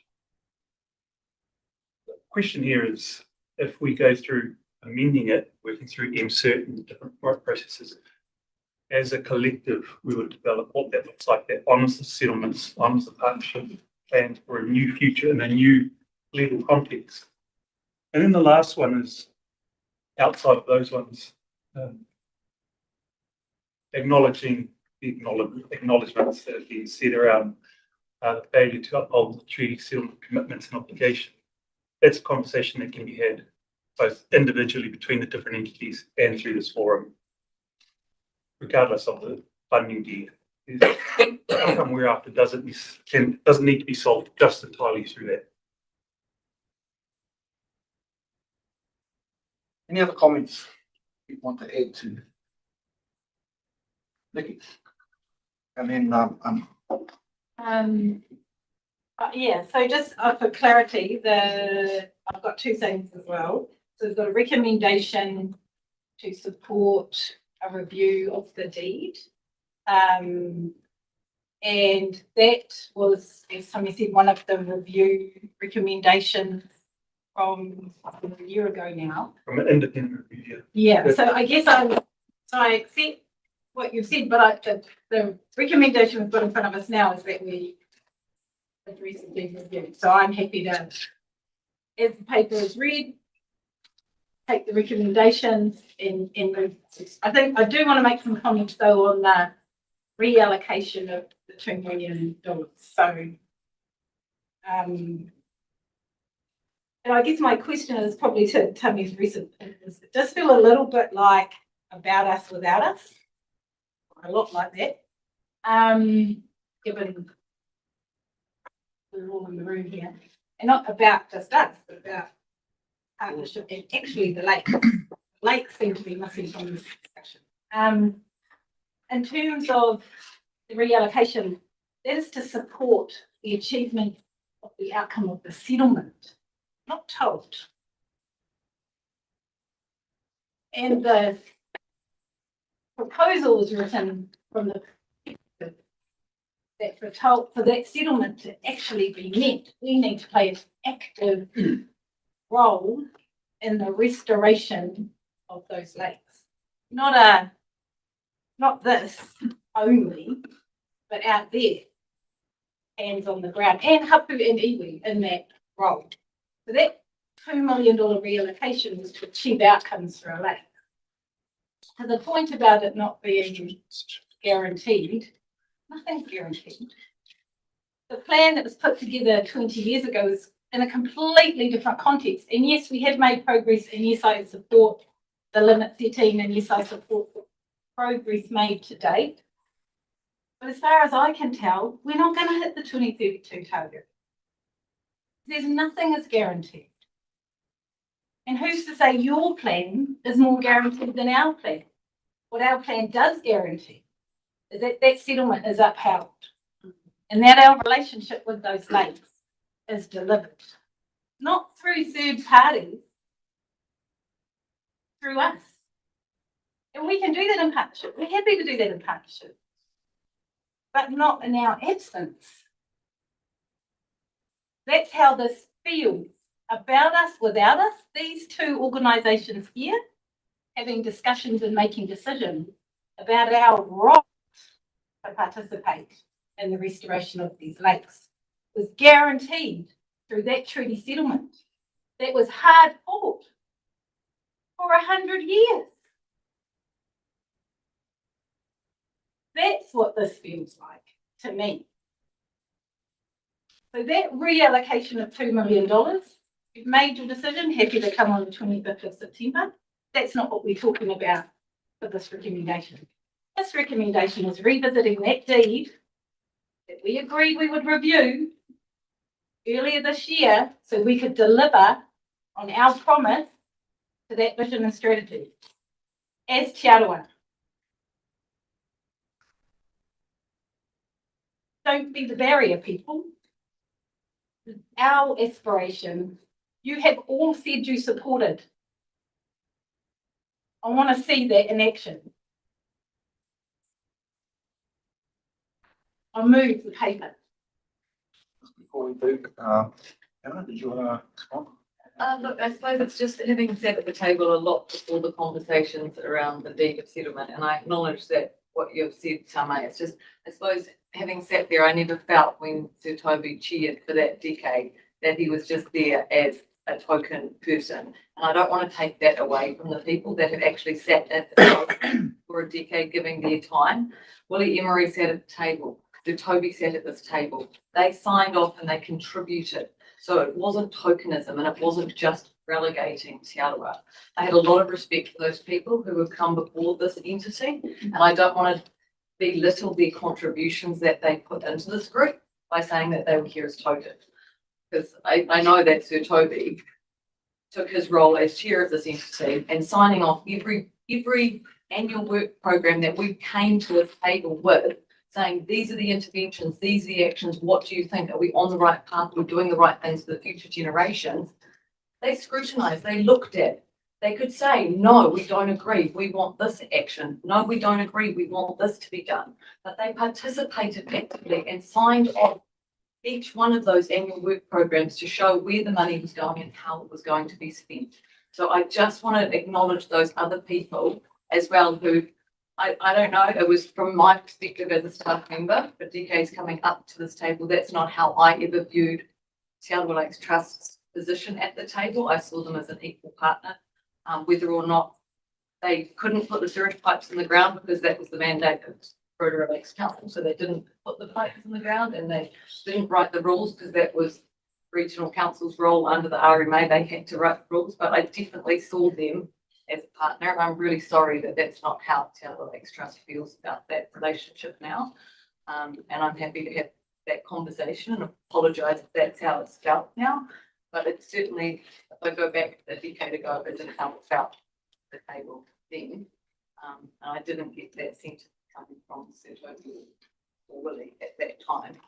Obviously, the world has changed since then, and I acknowledge I that. can send you every year from 2007, someone from TOLT raised it in the meetings. I can send you all the excerpts from the meeting minutes that say TOLT was not happy with that arrangement. It was listed in one of the early versions of our reallocation plan. Constant emphasis by TOLT representatives that they weren't happy with the setup. Like I said, I'm just acknowledging that I felt like there was a genuine contribution that was being made by It, it was, yeah. Why don't we not do Let's that? show that TOLT did raise this point. But do you want to do that, Kate White? Like, just here's some views in, just want to capture last views from those representatives. Greg, you want to add anything? Iwi? Yeah. So, please. Hear what you're saying. When I first came on here, so this is 4 years. I felt that Te Arawa voice was not loud in its advocacy in the short time prior to the review. I was here. That's certainly changed. And I looked into the too for that strong opinion coming through. So I think that's changed. And I hear, obviously, in those 4 years, I haven't had long history that others have experienced. But I have been a Lakes Water Quality Society member for 30 years. So I've been an advocate for the lakes. And the reallocation of the two, and I hear Tommy saying, that the work will improve Te Arawa. I am not sure about that. I'd like to see more evidence that the nitrogen and phosphorus reduction is guaranteed. And I also have the opinion and agree that 2032 targets are unlikely to be met. I don't think we should let regional council off the hook. They imposed under previous leadership, give me that, a review of the Rotorua sewage and project implementation under our juries. Why should we have a review of what we've done to date on getting those nitrogen and phosphorus reductions in place? Because to me, that's the most important thing. Got about 100 tonnes, correct me if I'm wrong, still to go. And most of the budget spent, all the levers have been pulled. And yet farmers don't think they can get there. So what's the answer? Those 100 tonnes of nitrogen and phosphorus are the important thing to me. And that doesn't mean all of the other stuff that Terra Lakes Trust is doing, the staff are doing, catfish killers, etc. It's important that we recognise all of that stuff. We have to win it. Is there another way of getting there? Don't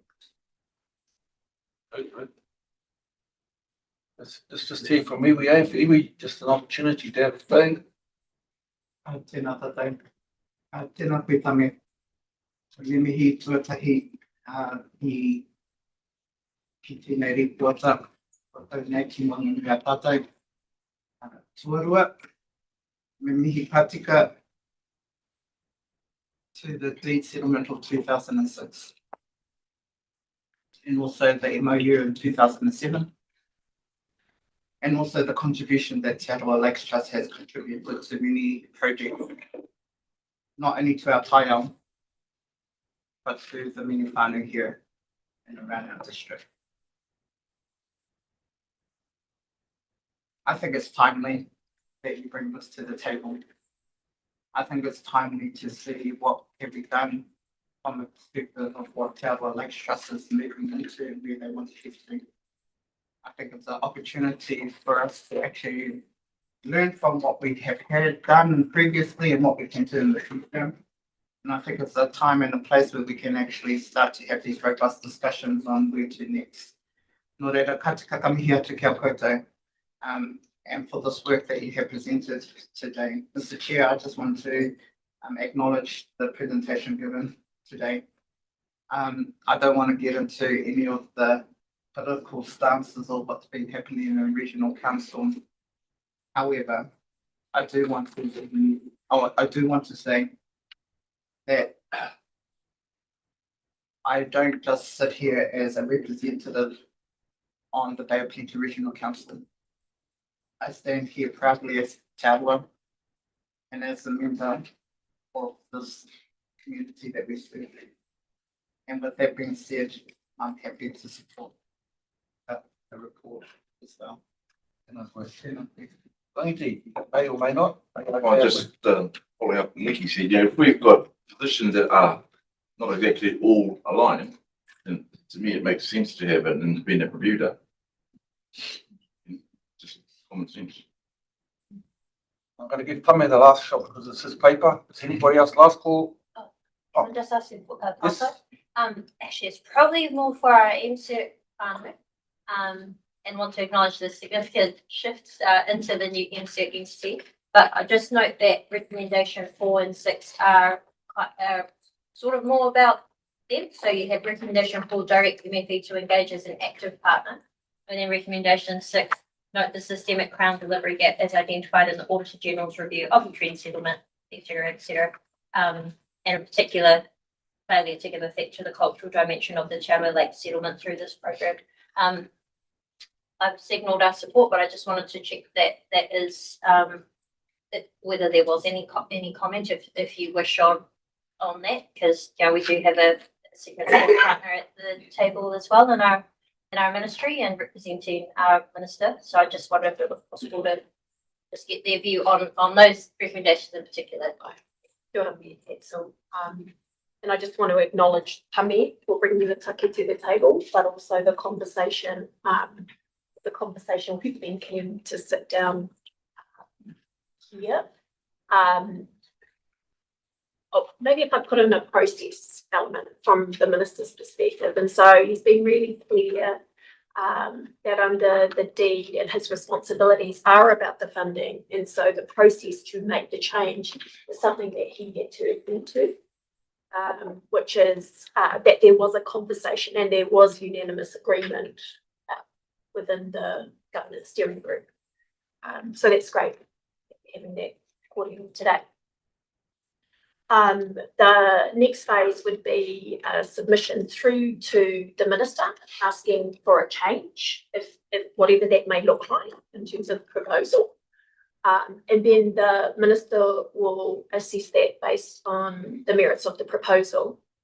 He was really clear, and somebody mentioned it earlier, that he would expect it to deliver at least the equivalent of what was under the current arrangements of the deed, which was the reduction of nitrogen and phosphorus at the trophic level index that was there. Now, I've heard some kōrero today that things might not happen. That really has to be part of the conversation that you present to the minister, which probably touches on the point you've raised about, is the deed fit for purpose? There's two things for me in that, if I may. One is, what was the assessment criteria applied to both programs? So the same or equivalent or better, won't be better. What was that assessment criteria that was applied to both to get to that decision? We haven't seen that. I don't think we've seen it. It was based We on. haven't been privy to that assessment. The second thing I would say is probably had given up on the $2 million to be fair before I even walked in the door. I am wanting to see a review, the independent review of the deed to ascertain the fit for purpose nature of the existing deed. So there's a chance that that $2 million is still on the table. No, it's a recommendation. There's a chance that that's up for discussion today. I'm keen to have it. But I want to understand the assessment criteria that was applied to both proposals to see that they will achieve the TLI that's remaining before 2032. And my understanding, having been privy to the OIA, is that wasn't the nature of the discussion. No, it was fair. As part of the proposal, it would be to demonstrate that that was the case. So it's not for us to determine, it would form part of the advice you would provide. Then somebody independent needs to do that, because we're hearing the council don't think it's about that and we do. So maybe the $2 million allocation plan needs an independent view as well. And then we definitely need an independent review of the 5 million as well. So I think those are the two things. 2 million is picked up in the motions, which we had to play around with. Yeah. But carry on. I was going to say, it's not for us to determine whether that's appropriate or not. That for yourselves as the strategy group to provide that recommendation. That we're here to really just go through the process based on what the deed currently says. So if that's the determination that comes out of the strategy group, then that's the advice that will need to go back to the minister for consideration. The original outcomes was based on the original deed, was about the reduction of, and this went to cabinet at that time, was around the reduction of nitrogen and phosphorus based on the TLI, which has been part of the, I think, work program under the deed, because it's one of the work programs, it's not the only work program.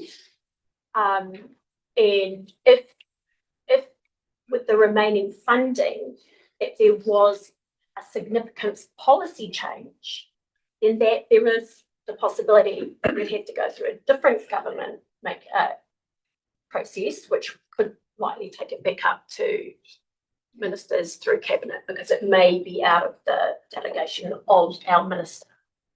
But that really does come down to what you're alluding to. How do you make that assessment around the changes that are proposed and how it will still contribute towards those outcomes? Yeah.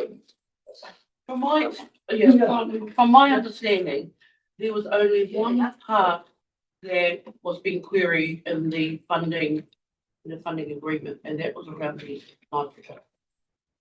And what we were told by the government is that the minister would not sign the agreement based on that. And so I think there was a revisit around that and as to why it wasn't acceptable. And I think I did speak to that, that there was no guarantee of certainty. So maybe if we're going to revisit the funding, and if we're still going to put that in, maybe we need to explain around the process that may have to be taken to achieve that. And I think that was part of the idea of regional council reconsidering a proposal that would allow you to go and do that work with the landowners. But once again, that can still be part of the discussion that we have with you on the 24th when you come, September.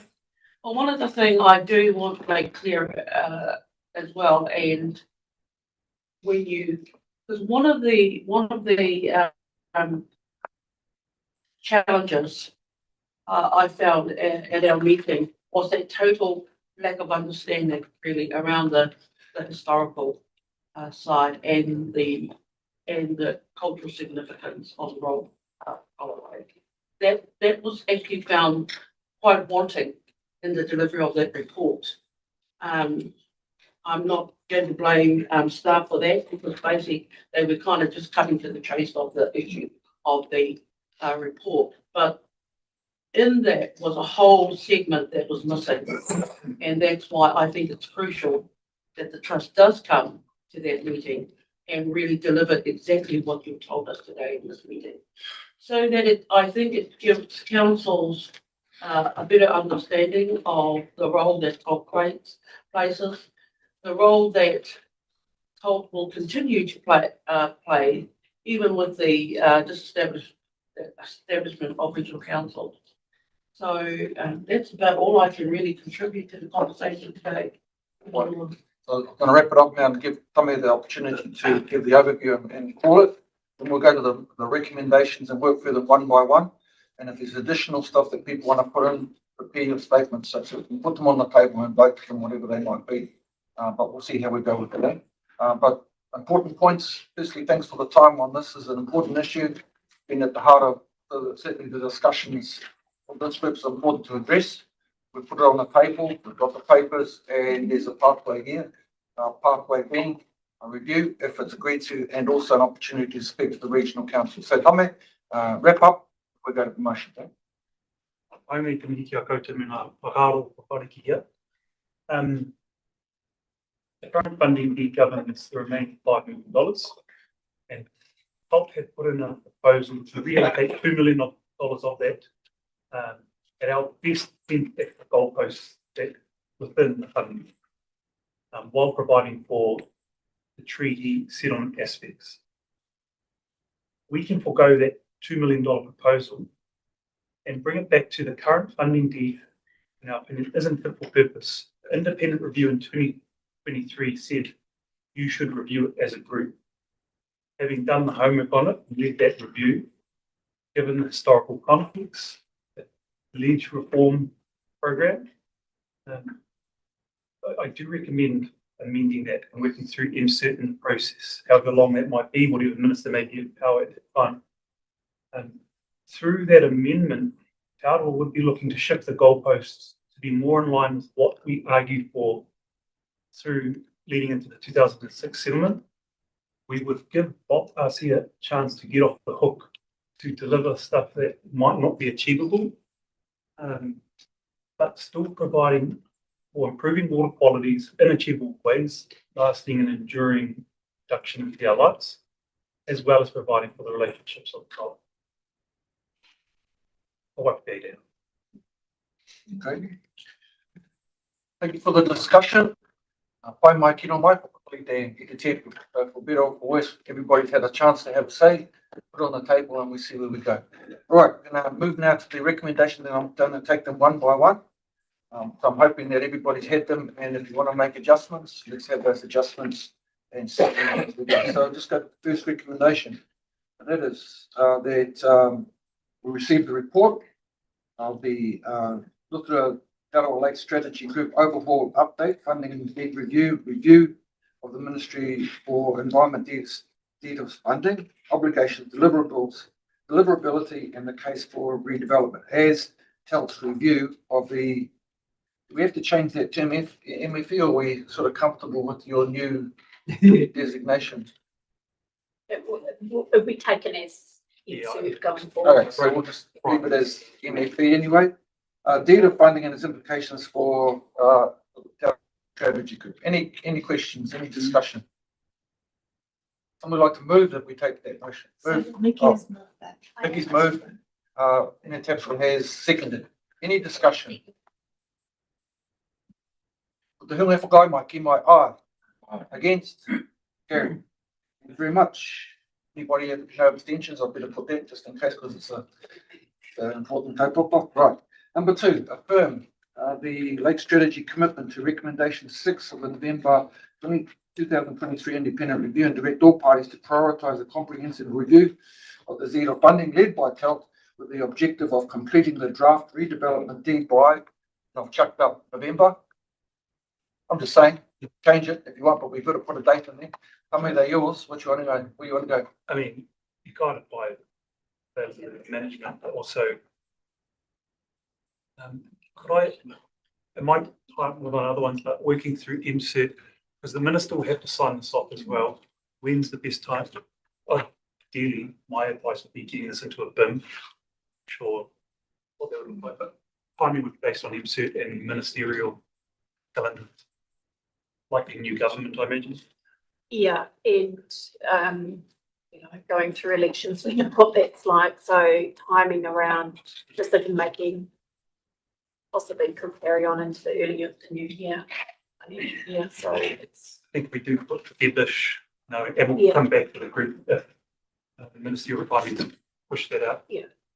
So we'll put February 2027, and we might just add on there that regular, that this committee would appreciate regular updates on progress.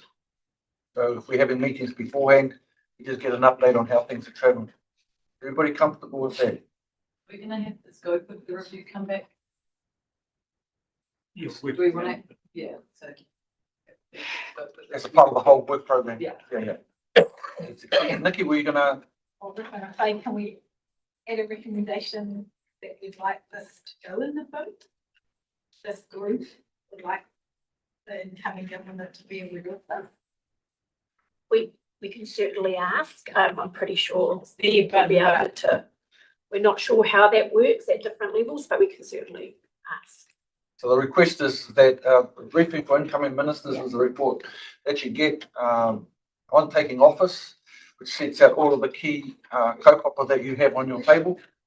And just simply an overview about some of the key issues that people address. So Nikki is suggesting that we put this, or that we ask the ministry to place this on the agenda as a part of the BIM. Now, minister can either take it or leave it, and the ministry can take it or leave it, but so move it and we'll just test it. That's the easiest way. Nikki, you moving? Yeah. So the movement would be that, that this group, that our group, however we're named, help me out, Nikki, while I'm thinking about it, asks the ministry, request that the ministry place this matter at the forefront of Briefing for the incoming ones. as a part of the briefing to the incoming minister. Yep, that's why. And Nikki's going to move that. Somebody like to second. Tapsell, any discussion? Your left guy, my key, my eye. Look here, and sitting on the fence. Come on, moving over. I think we'll hold that number 3 one just for now, and we'll come back to it because we can get through these other ones a bit quicker. Directs MF to engage as an active partner in the redevelopment of the fleet consistent with the Crown obligations under the Te Lake Settlement Act and the original intent of the funding. We direct. Direct MFA, or is it? That was my question earlier too. So I'm just checking. I was probably a bit aggressive with my terminology. So. Yeah. It's request the ministers, so we can work with you, but. We can do whatever we like. The question is whether he's going to respond to it or not. That's another matter. So you happy with, I'll stay with your motion. Tame, are you happy with that? Yeah, it's my doc days. We sort of told him if you And we keep with direct. We'll keep with direct. So who moved it? Somebody? Nikki did, Matt Tapsell seconded. Any discussion? No discussion. Te hunga whakai mai ki mai ai. Whakahea, ai era. The next one agrees that the redeveloped deed must reflect both. Look, you've had, I'm sort of I'm wondering if I'm wasting time reading this out because you've all had them. You can see them on the board. So is anything to, I'll take it that Nikki wants to move it and Matt Tapsell will second again. Any discussion? Me hunga whakai mai ki mai ai. Whakahea, any on the tents? No boy, no boy. And the last one, same again. That you can see, so this was a little bit controversial, I think it was, that somebody registered about the view of the Crown. But anyway, let's just put it there. Are you still happy to move it, Nikki? Yep. Still happy to move it to second to Mayor Tapsell? Right. Are there any discussion? Greg, we're just moving that last number 6. Any discussion on that one? No discussion. The who left guy, my ki mai ai. Whakahea on the fence. Done. All right, and the last one, just going back to number 3, supports the formulation of the 2 million reallocation to TEL as agreed in principle by circular, etc., and direct partner staff to progress the necessary variation documents. A lot of today's discussion, and just want to check in where we were with this one. Tame.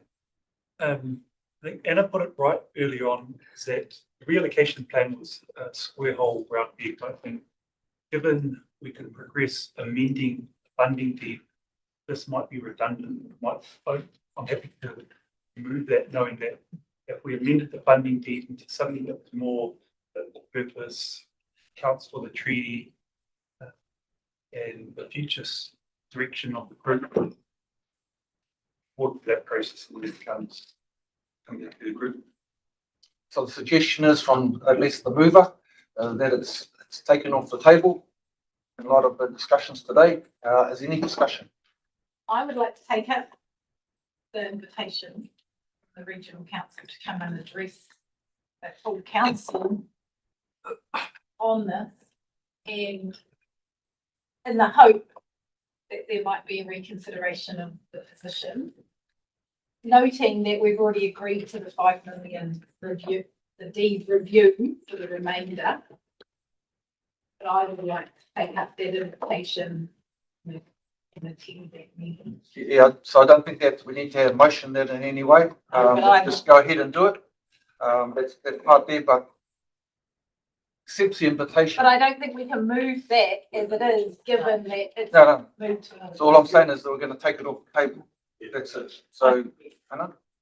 I just wanted to note 2 things. One is that the motion and the approval for the reallocation of the $2 million has still been endorsed by the Bay of Plenty Regional Council on those 2 conditions around nitrogen being reduced from going into the lake as opposed to from the lake, and that it would do that or be repaid.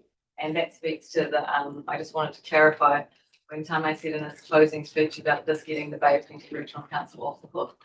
The Bay of Plenty Regional Council wants to be on the hook because it's not our hook.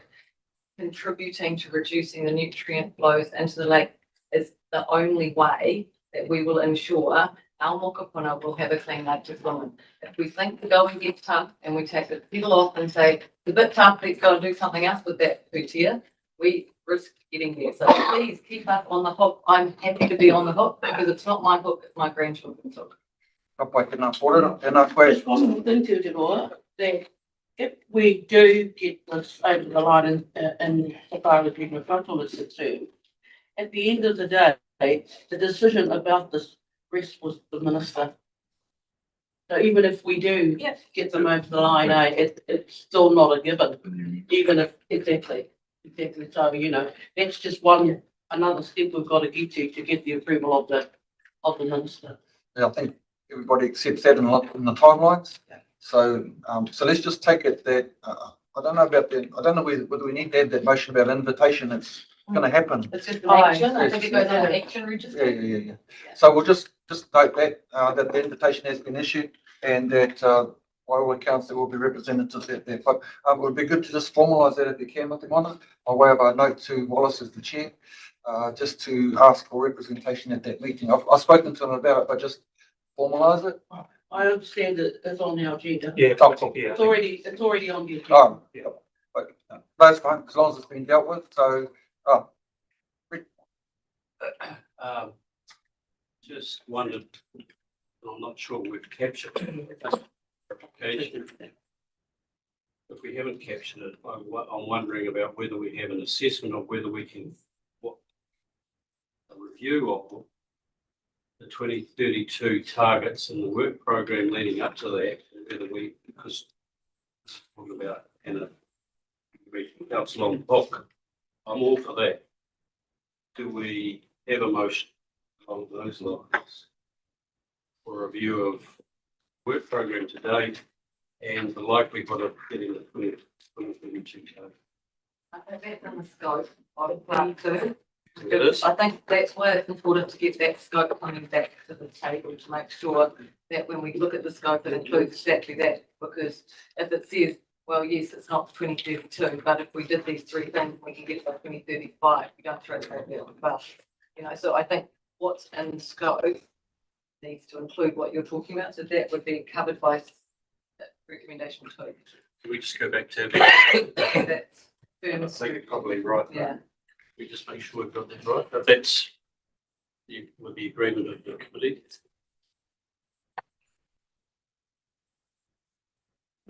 we can put a note on that says that the committee notes a desire to include into the reference I or think scope. we need it really.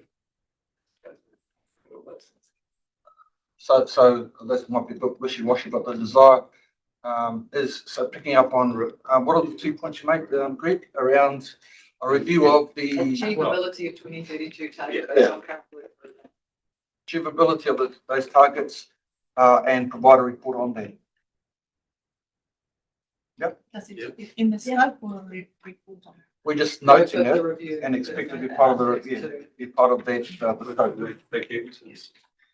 Righty, so I'm going to come back to recommendation number 3. We've now taken it off the agenda. Yes, it's no longer to be voted on, and then put it to Cowboy. Any last comments? If not, I think we've done a dash on that one. That was pretty good. Thank you for the kōrero. And our kanohi ki te kanohi, rai ki te rai, if they have that face-to-face, forehead to forehead discussion. Rai ki te rai.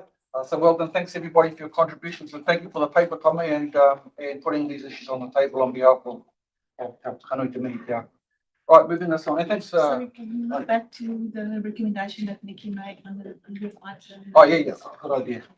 We can just very briefly shoot back to the discussion. Thanks, Tommy. I think I was going to put away. If we can just go back to the last matter on our agenda, which was around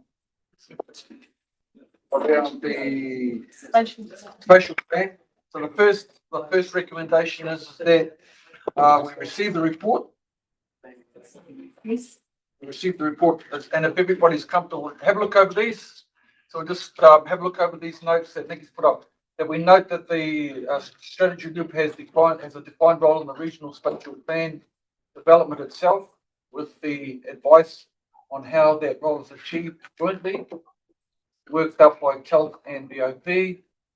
That we agree that Lake Strategy members provide joint advocacy for the lakes in our individual and collective roles as strategy members, staff identify a pathway to support individual and joint advocacy. We support the lake strategy leadership role, and Te Arawa's relationship with the lakes are expressly articulated in the spatial plan, including map sites of significance, so protections does not fall through the gap between two UX.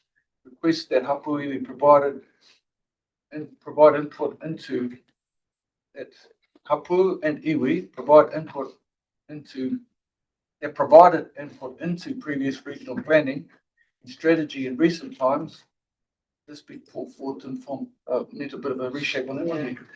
That Hapu and iwi provide input into previous regional planning and That- strategy. I think this is that provided, every provided, you're missing it That there. hapu and iwi who provided, Who? Yeah, it's a past tense, right? yeah, because you're looking at, you're basically capturing In the past, and But Hapuniwi who provided input into previous regional planning and strategy in recent times. Delete in recent times. This is taking out recent times, but I'm just trying to, this they're hooking up to the next part. And Hapuniwi who provided input in into previous regional planning and strategy. Processes. You could just reverse it. You said that Hapu and that input provided into previous regional planning and strategy processes by you and Hapu is pulled forward. So we've got that, and then the last one, I think, acknowledges front-loaded participation is intensive. Iwi Hapu participation in spatial planning development must be resourced. Participation without resourcing is not a partnership. There's the number there. So, would everybody be comfortable for us taking them all as one? And there was one more, I think, about coordination there. Yeah, reason that regional council are coordinators for the council TELT. For the councils, TELT will be a coordination point for Arawa across the lakes and its catchment. Seems like everybody's comfortable taking them all together. And the top one was to receive the report. I think, was that noted in? Yes. Okay. All right, so we'd like to move that, all of those, thank you very much.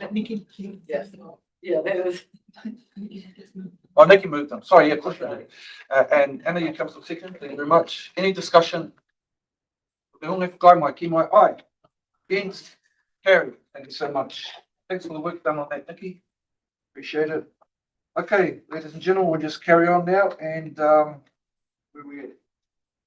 That one's done. And then we're on to simplifying local government. And Tanya, the applicant.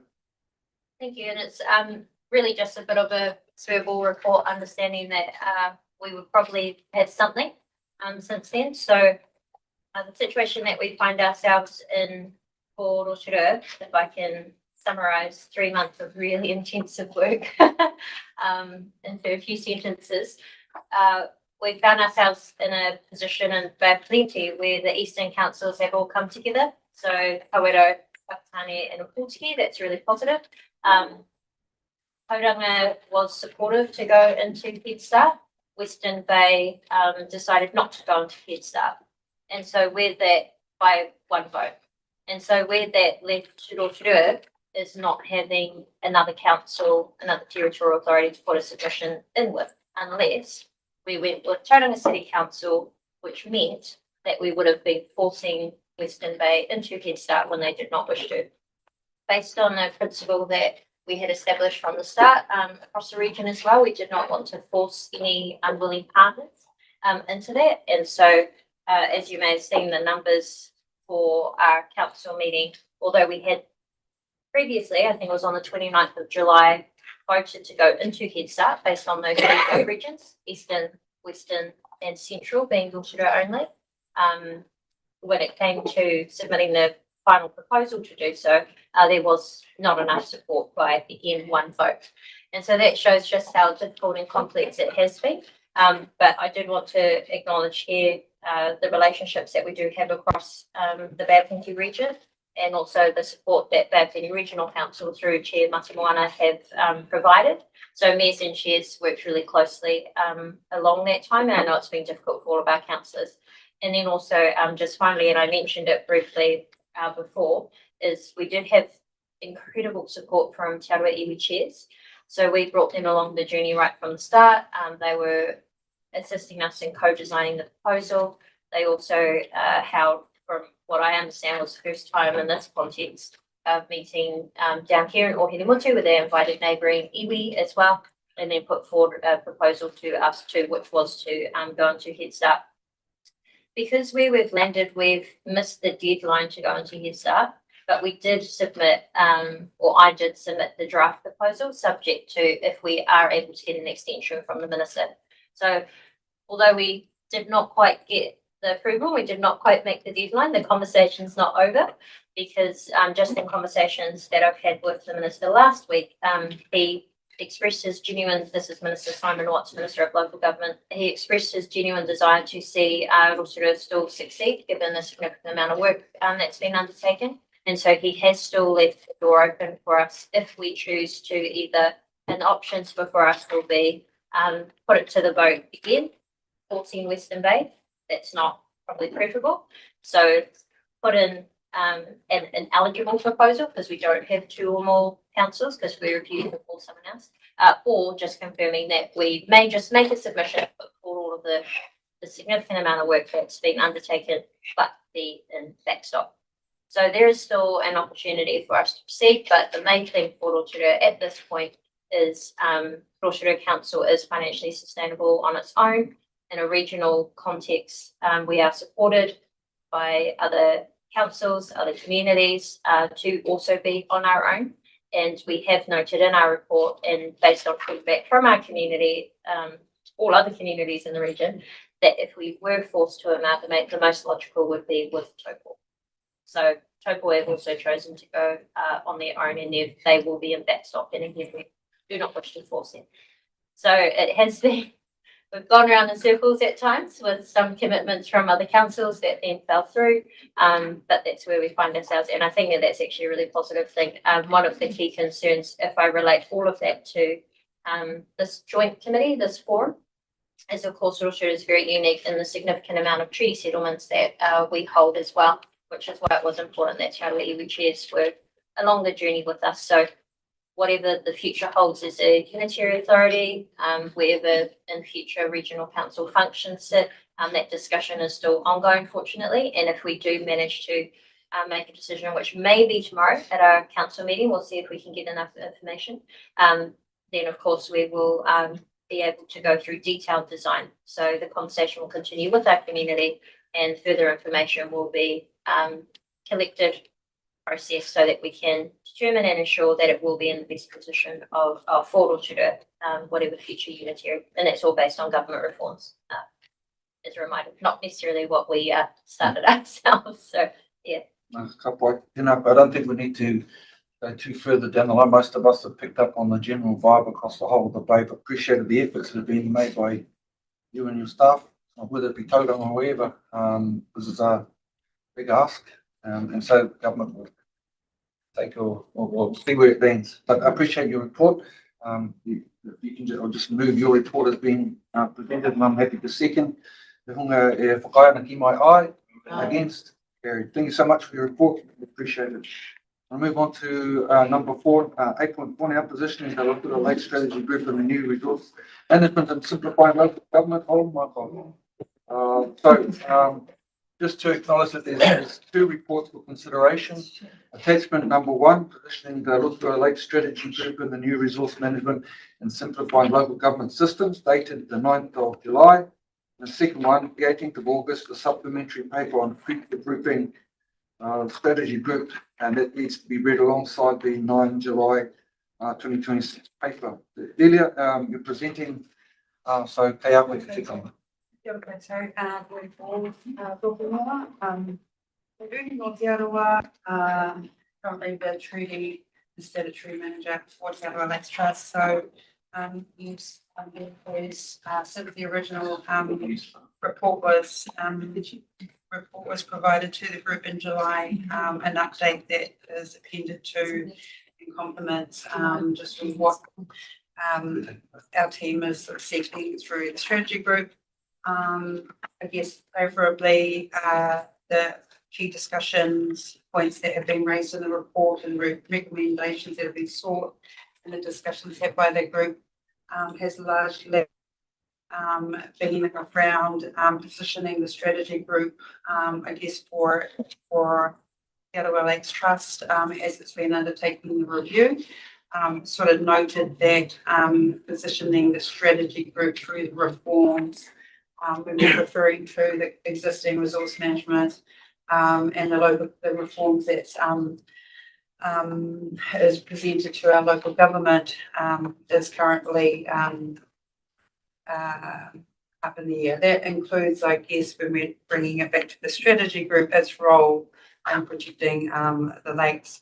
So I wonder, there is a bit of an overlap, that has previously been discussed on the back of the regional spatial strategy, that the team have provided. I guess the point of difference here is this report really sort of sets out, through Tolt's observations, what the potential impacts are for the strategy group, therefore are for the lakes. So I guess I'll take the two reports as read, and I think at this stage, following on, considering those overlaps, whether there were any questions from the group, might direct us to look at the recommendations that are currently on the table. And I think just before we do go to questions, it's more so raising the recommendations in this report really are framed to position the group to act rather than to commit.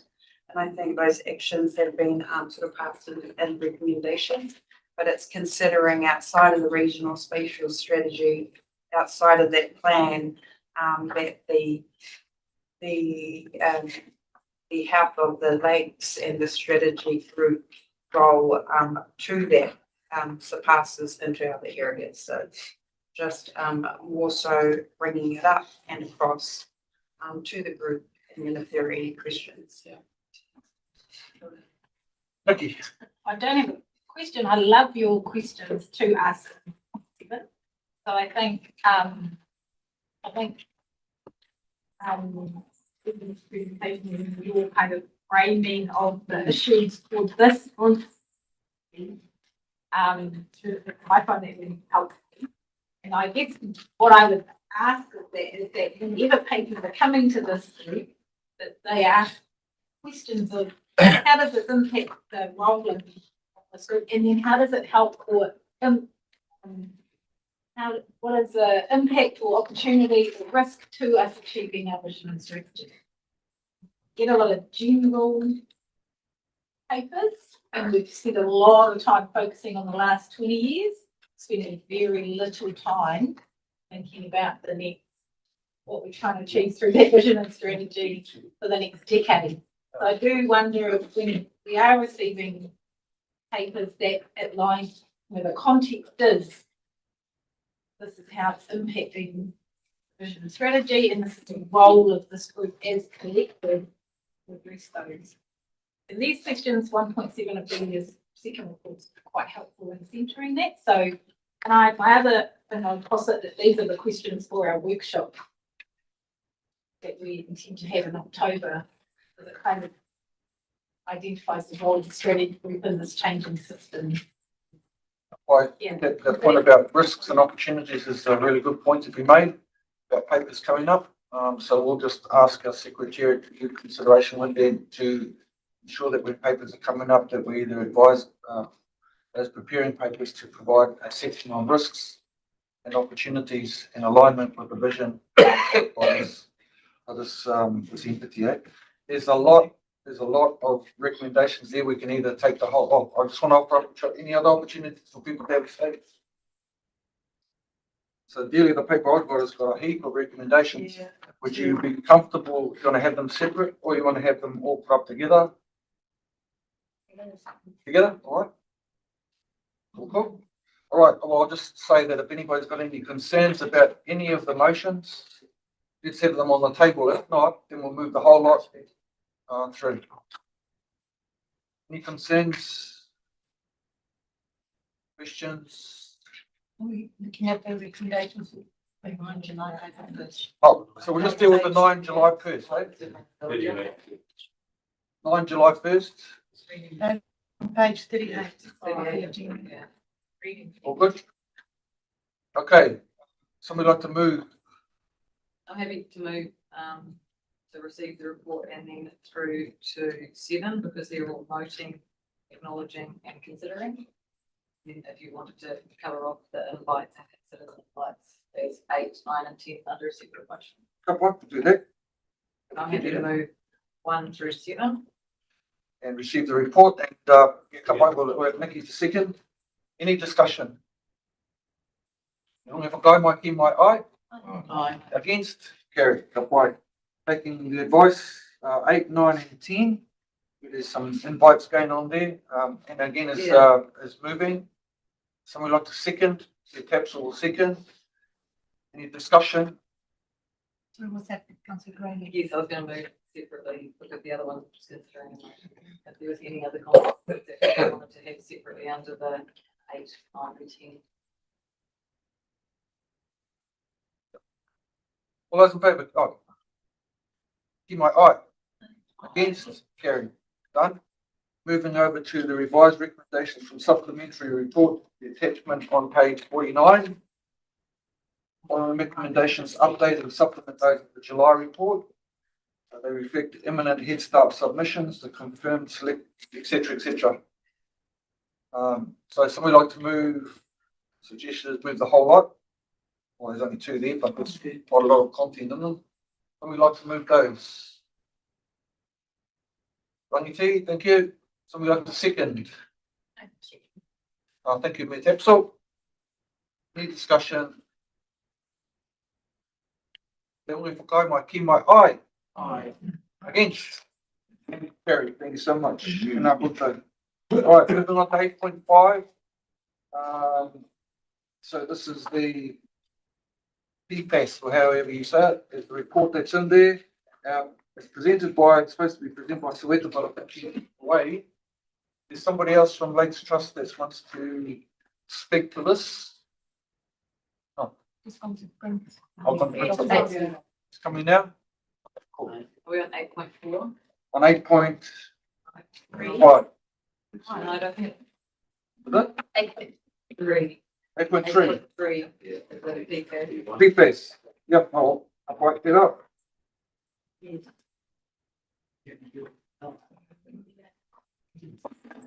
You're on. All right. I'm just circulating,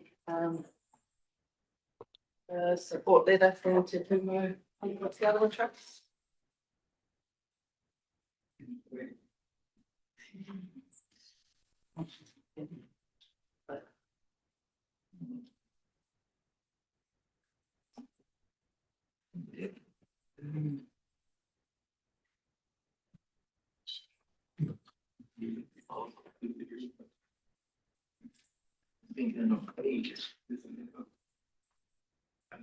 Okay, so everybody's had the paper, all set out the issue. Sweta, how are we? Yeah, so, I will take the report as read. I've also circulated a letter that I've been okay to circulate at this group by Te Pūmau Te Arawa Trust, which also supports some of the recommendations put forward. But essentially, Lakes Trust was engaged with by the Rotorua Airport Management alongside Te Pūmau Trust and Te Pūmau Te Arawa Trust. Timelines are getting a bit fuzzy, I think, end of last year. We also went out with Hale Environmental, CSI site investigation to conduct some of the monitoring beyond airport contaminated zone. So if you, I'm assuming it's all read, but obviously the airport site has got PFAS contamination findings from the site investigation does indicate that PFAS is highly mobile and does move beyond the airport zone. So we're talking about through the Powder and Bass land and also into the lake bed, into the water. What we're asking for in the recommendations is to receive the report and pursue an immediate assessment on our taonga fisheries, particularly we talk about ecological sectors like Takahi. The findings from the Hale Environment Report and the results from there would indicate that you would and should do those assessments because of the threshold that has been exceeded. To date, there's been no commitment to do further assessment. And I just Before I wanted to start, I just want to say this was the last hui that we attended with Matua Ken Roriti. He was able to attend and he was a champion for our taonga fisheries on Huntly Whakahaere. And so this report centres around and also our vision in terms of our traditional relationship to be able to harvest and sustain ourselves from our lake. So it does centre around the impact on our taonga fisheries. That is the lens we take with this report. So yeah, recommendation to conduct an immediate assessment on our taonga fisheries at the site. But also as we talk about long-term monitoring, action plan, implementation plan, also investigating our sort of long-term impacts from emerging contaminants of concern like PFAS on our ability to harvest from our lakes.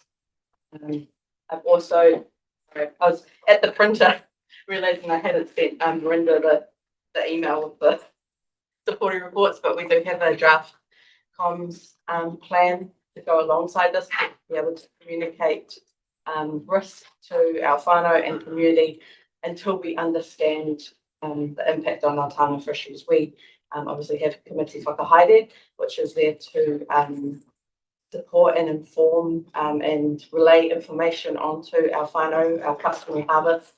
And at the moment, we cannot say that it's safe to harvest from the lake because of the results that have come out in that space and because we don't have further information. When you say we, and I'm assuming you're talking about Lake Strategy Group, but do I take it that you as Intel will be leading the actions? Because there's three, accepting that all parties probably have a piece of the pie on this one, eh? Everybody's got to be in on it because it's got huge ramifications. Yeah. So can you just clarify who's going to be taking the sort of lead in it and accept that all three parties are in?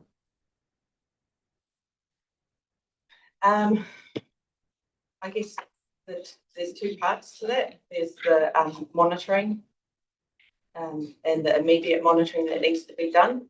Where that sits at the moment, from my last conversations, is that the airport is clear that that monitoring, further assessments doesn't sit with them, and they would like to see regional council do that monitoring.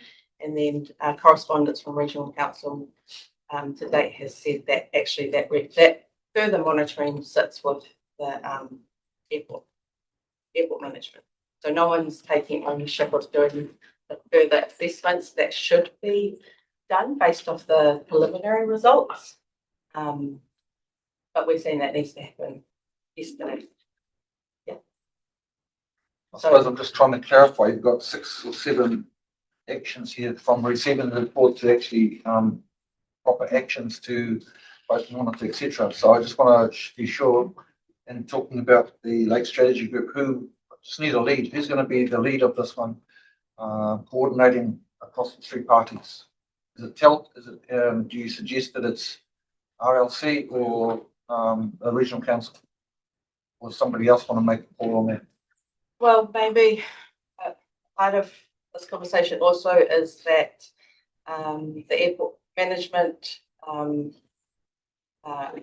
going to MFA for funding to pursue funding for the remediation plan, and they're doing that via Lakes Council. My last conversation with them is why are we not included in that?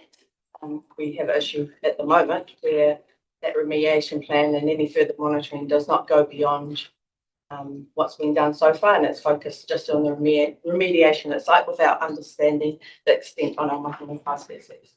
So maybe the next step is that TOLT is included into that funding proposal and that planning, where we haven't been so far.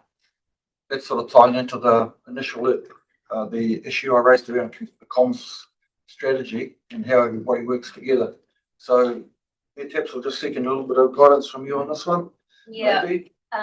because it's kind of complicated, right? Because you've got Rotorua airport land, so that depending exactly where it is on those dots. But I'm happy to ensure that all of that comes in if you just want to work directly with us as the owner shareholder of the Rotorua airport or Rotorua Lakes Council, and then if needed, we'll reach out to regional council depending on where.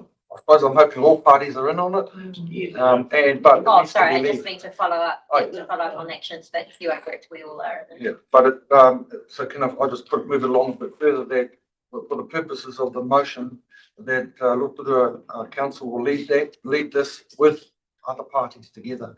And as we talk about the motions, Lake Strategy Group in this particular case will be led by the District Council, and the other parties will be in. Am I making myself clear on my Yeah. All I right? think this was Sunita asking that they take the lead, or did I misunderstand that? Are included in the funding, right? Sorry, I wasn't quite sure. We Yeah, we haven't been included.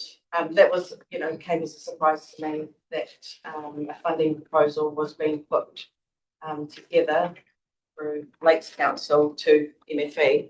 And we weren't included in part of that conversation, particularly when we've got a issue at the moment where no one's wanting to take responsibility to do any further assessments.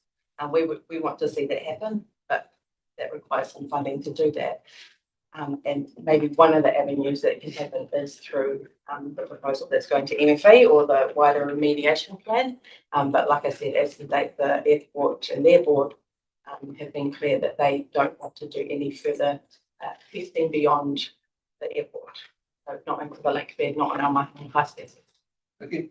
I think the action around the remediation and connecting parties sitting with RSC is a good idea. I do think that at the program steering group there is a conversation to be had about how do we coordinate with the parties around monitoring, given it's a function of the regional council, mahi nakai, given that that's in our strategy, but actually all of these kind of coalesce on how we look to help them move their lake. So the project steering group is a place for the team to coalesce around this issue and then come back to us if proposing. I'm happy to move to endorse a funding application that addresses these. If that's what MFB needs, that the strategy group would support a funding application to address all of these issues. Well, that would leave it in the strategy group to do all that sort of stuff on our behalf, right? So we're still at the strategy group. Is all going to be in, all three parties are looking, and I'm saying that at this point, I don't know, I think, whether it need to be guided by you that we're going to get one party to lead or it's going to lead by Arawa Lakes Trust or. we might. Yeah, can we just get Stavros to comment? But yeah.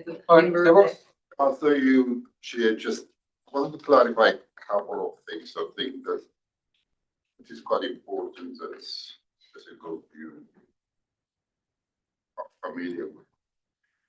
It's true that the Rotorua Airport had a fire training site.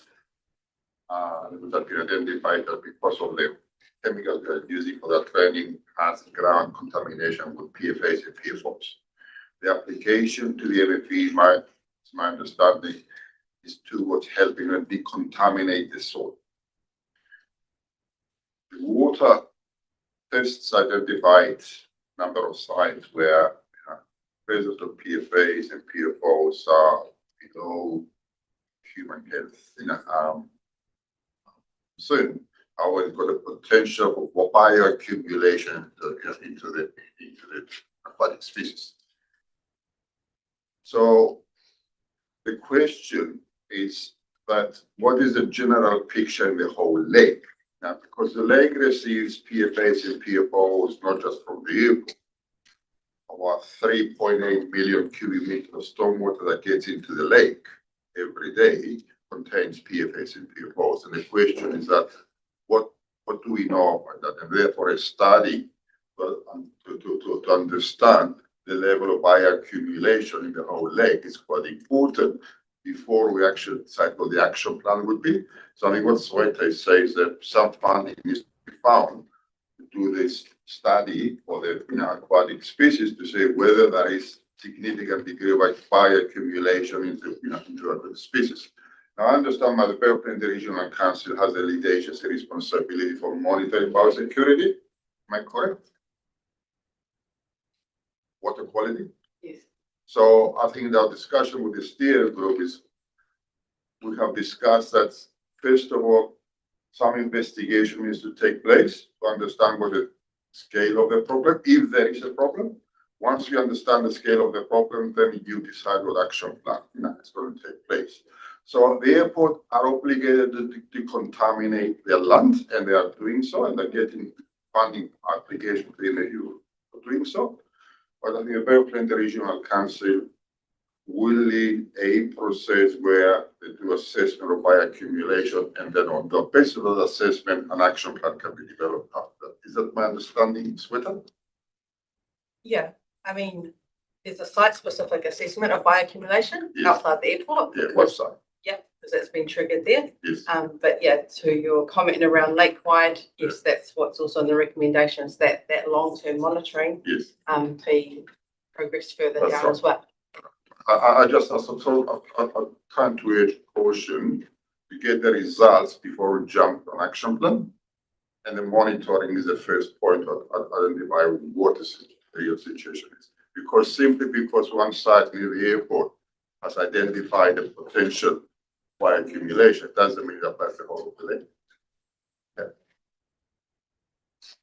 I'll keep us moving. Sweta, what do you reckon about what we want to do with your recommendations? Because they're the key. Oh, sorry, Nikki. I'll have a think about that question because you're going to nail that shortly. Nikki. Well, I'm happy to move that we receive the report. I do think that this feels like a process towards an action plan. So, I mean, I agree that we should be looking at the long-term monitoring of PFAS in the lake. And so the responsibility for that sits with regional council. So I am keen to see through the steering group what the action is to do that. Obviously, at that site, you can't go in the lake and harvest kai. So it seems to me we have to endorse an engagement communications plan, acknowledging that it's not the whole lake, but actually it has been identified for that site that the levels are high enough that we should be warning people not to take kai from that part of the lake. So asking us to agree that a communications plan should be progressed. And then, like I said, I'm happy to write a letter of support for funding or support the trust to engage with other parties. Yeah. I'm happy to move all of these. Okay. So maybe And the steering group needs to to get some movement on an immediate assessment of PFAS as a group, agreed with this group that responsibility then therefore sits with regional council, and we can get underway with get that immediate assessment done outside the airport. That has not been the communication from regional council today. It's been that they would like to see any further assessments done in a remediation plan, which has been put together by EDL, the airport, and seeking funding through RSA. Okay, thank you. I appreciate all the information. I suppose taking it to a governance level here, I feel like there's a lot of detail in here that I'd probably see sitting more operationally within the program steering group. And if there is an implication for us financially needing to put money together, that a recommendation would be coming back to this group saying, we have got a recommendation we are endorsing and it's going to cost this, can you please approve it? I feel from a governance perspective, this is a little bit operational for me because it's coming with a lot of detail that looks like it's outlining a project implementation plan. But I'm not sure if I can agree because I can't see anything where I'm agreeing to financials and what those implications are.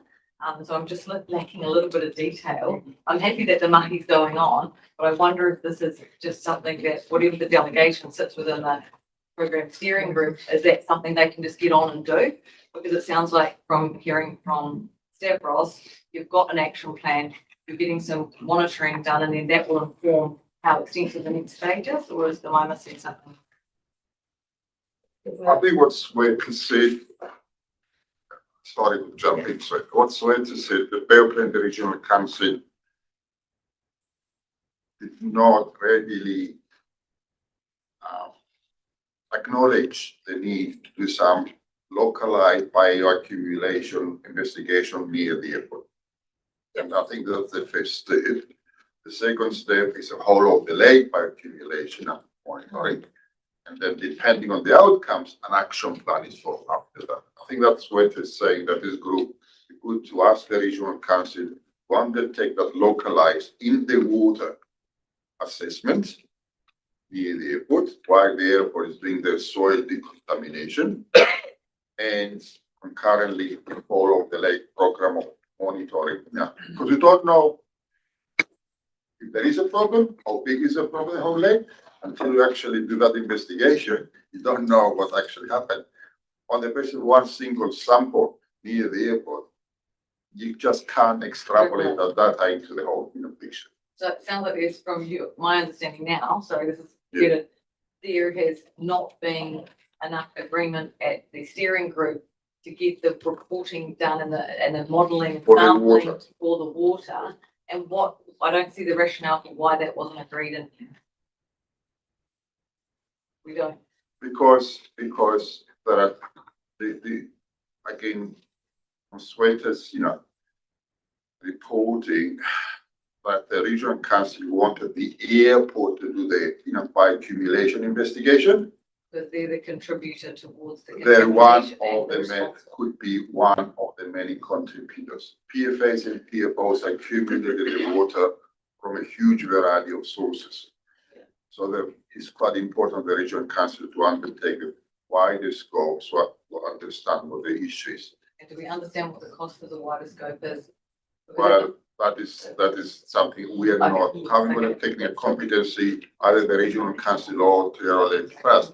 The regional council has the competence to It's a understand. responsibility. So, can I just jump in? It sounds like at the moment that we're reviewing the remediation plan for the airport, and obviously may disagree with some things that are in there. So we've got, our role is to do a technical and statutory review of the remediation plan to make sure technically doing what it's technically sound and also it's compliant. Yeah. So I guess that's where things are at the moment. That's the remediation plan, whether it extends to doing the bioaccumulation locally. And that's one. And the second thing is about whether then there's any implications for the wider state of the environment monitoring to pick up PFAS at multiple sites. So based on number one. We've got statutory obligations as an entity that sit outside of under the national policy statement for contamination plans of the NES and hail sites. Is that what's confusing us as well? I don't know the detail there, I'm sorry. Can we just follow the two lines that would have been presented, that there's, do some more work and then report back to us? Okay. So, did you sort of get to those, Linda? Can you just give those two sort of Yeah, so points? there's two points. There's I guess the assessment of the bioaccumulation, the local site. Yeah. The site specific, which at the moment is possibly the airport remediation plan, possibly not. That's still being.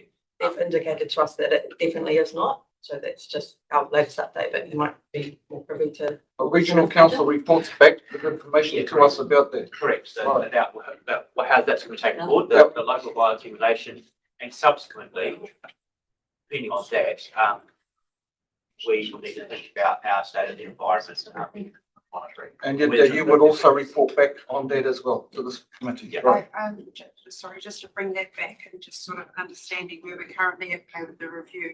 There is a state of environment report that's being developed for the group to understand in the state of environment report that you're referring to as the regional council state of environment report. Is that And the correct? monitor, so the state of the environment monitoring sites, council monitoring stuff. Yep. I think that those are just sort of two, in terms of the context that it's being reported in. I suppose to bring it back to what we we're trying to achieve before is that you've got some expertise over there, but there's a mātauranga space as well that I think what I'm sort of hearing has been, could be a part of that factor.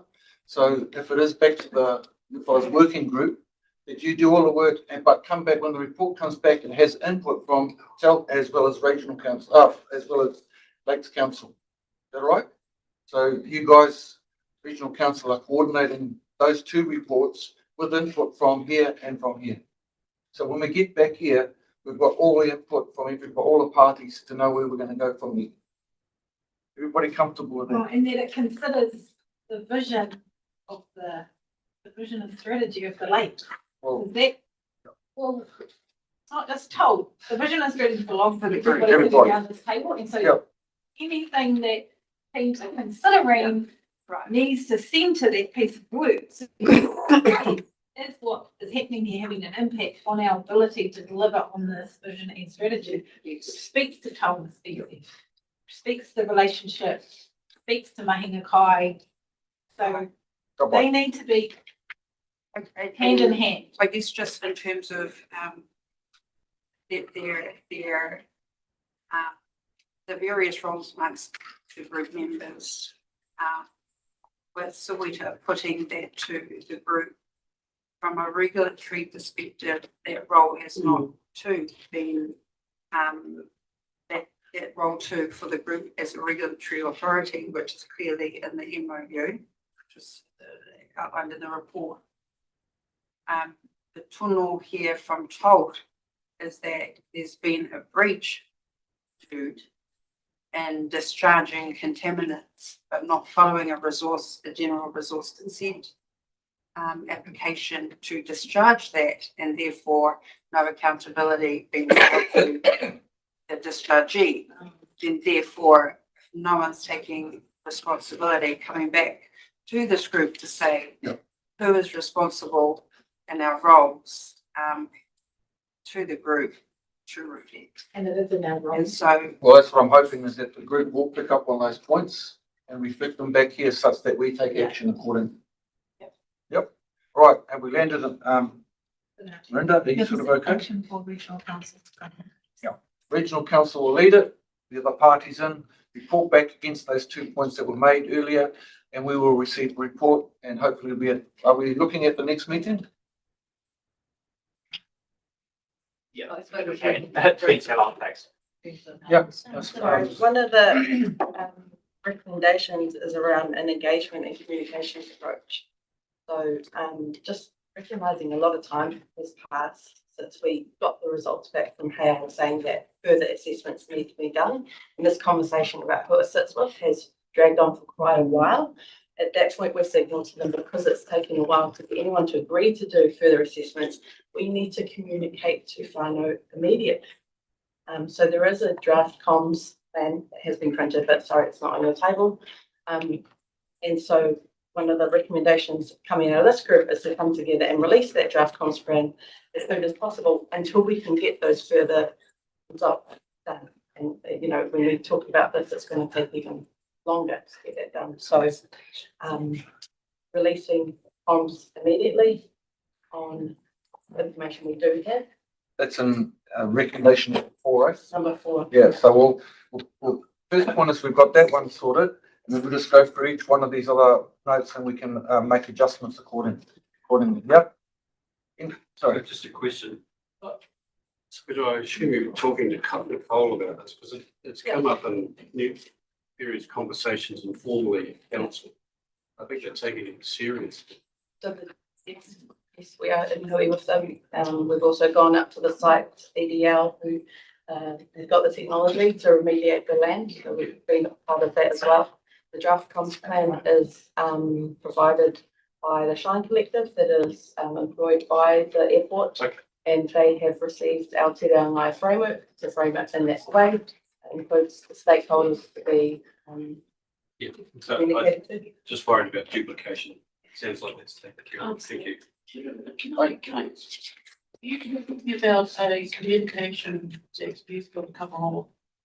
Are you talking communication if you've got to cover all under Tolt? If you've got to speak to the people you're speaking to? Am I correct? In terms of communicating what's happening at that site. So particularly through the lens of Committee Whakahaere, yes, our whānau that harvest from the lake. But wider communications is included in this draft comms strategy. One of the concerns I do have then in how much of that, or how much of what's being discussed today will be part of your communication. Because what I'm mindful of is that the Regional Council here has not had the opportunity to make its first move on what's being asked of it today. And while I have no issue with what's being asked of Regional Council, one of the things that I would like to see in the first instance is Regional Council reaches out to RLT and to Tolt around how they bring each of the information that they've gathered to look at a way moving forward. I don't want regional council to be, maybe slagged off it when the report comes in, that they haven't, reached out to RLC and yourself. So, you know, Nick, you're standing in, so I hope you're listening, that obviously, Nick is our GM today, has to go back and convey that message. But I would think that the first thing that would happen is that regional council will call in, RLC and yourselves to the very first meeting before regional council is given the job, whatever they have moving forward. I just don't want, regional council to be moving too quickly ahead without ensuring that the parties that need to be involved right at the get-go are in the room.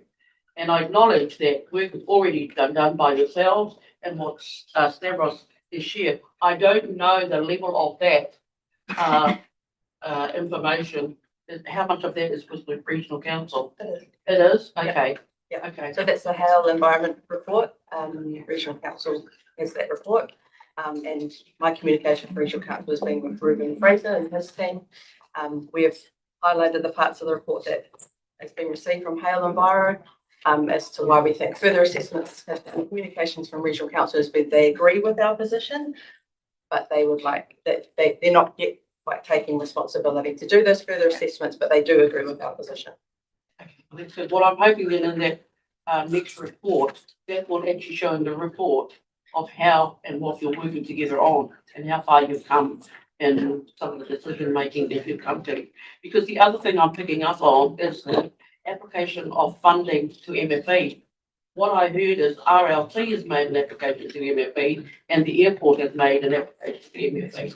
And for what purposes? Well, you don't have to answer me now. Yeah. I'm hoping that to come back in the report at our next meeting. All of that information, as much information you can give us, about what each of you done in your phase, and now how you're going to now bring that together, moving together as one in the next phase, hopefully. Yeah. But I'll just leave it there. You wanted to have a say? I was just going to mention that it's usually the medical officer of health that does a lot of forms around issues. Yeah, And so I see that, yeah, usually they're the ones that take kind of the lead in terms of communication around these matters. So I'm assuming they will be still a critical part. I do they're a stakeholder in a long list, but usually they're the ones that come out and make sure that people in the public stay healthy and safe if there is a health problem or that too. So I'm hearing that all parties, you sort of got, when asked questions, the assumption is that all parties have been discussing this issue. And therefore, I'll take it that the recommendations that you've got on the table now are a result of that discussion.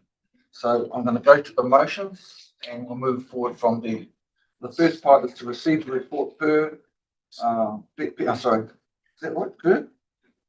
And the PFAS contamination of Rotorua. So we're receiving the report, if that one's okay, and so I'll just take in this before that we might put them all together or might keep them separate. So that's one on its own. Pursue immediate assessment of the PFAS potential adverse impact on the ecological receptors, protected in the bylaws and the lake area surrounding contaminated assessment. So we're doing the assessment that's happening.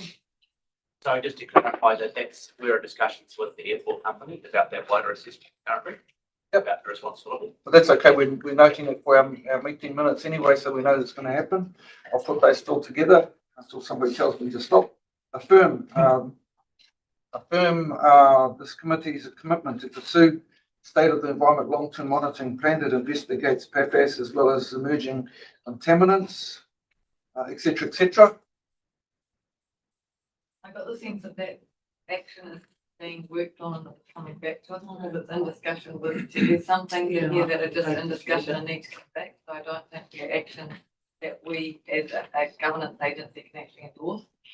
But my understanding is these are actually a work in progress between the airport and regional council. Support the project steering group Yeah. 2 and pursue. Sorry, what's your recommendation? Or What did I find? Support the project steering group to implement the actions. I think it needs to, it doesn't, it's not a governance matter for us to own. And really a lot of them, I think, because even the results should be reported and action taken, and we're telling the officer of health to, notify agencies. And a lot of these things, I think, very operational, should be owned by the steering group, and that's the appropriate level. So I'm happy to say that the recommendations, are endorsed, and we delegate to the steering group to implement actions one, or, recommendations 1 through 7. But I don't think it's us. I think we need to refer back to our steering group. Well, I'll go back again to the start because we went to number 1 and 2. Are you comfortable with that approach?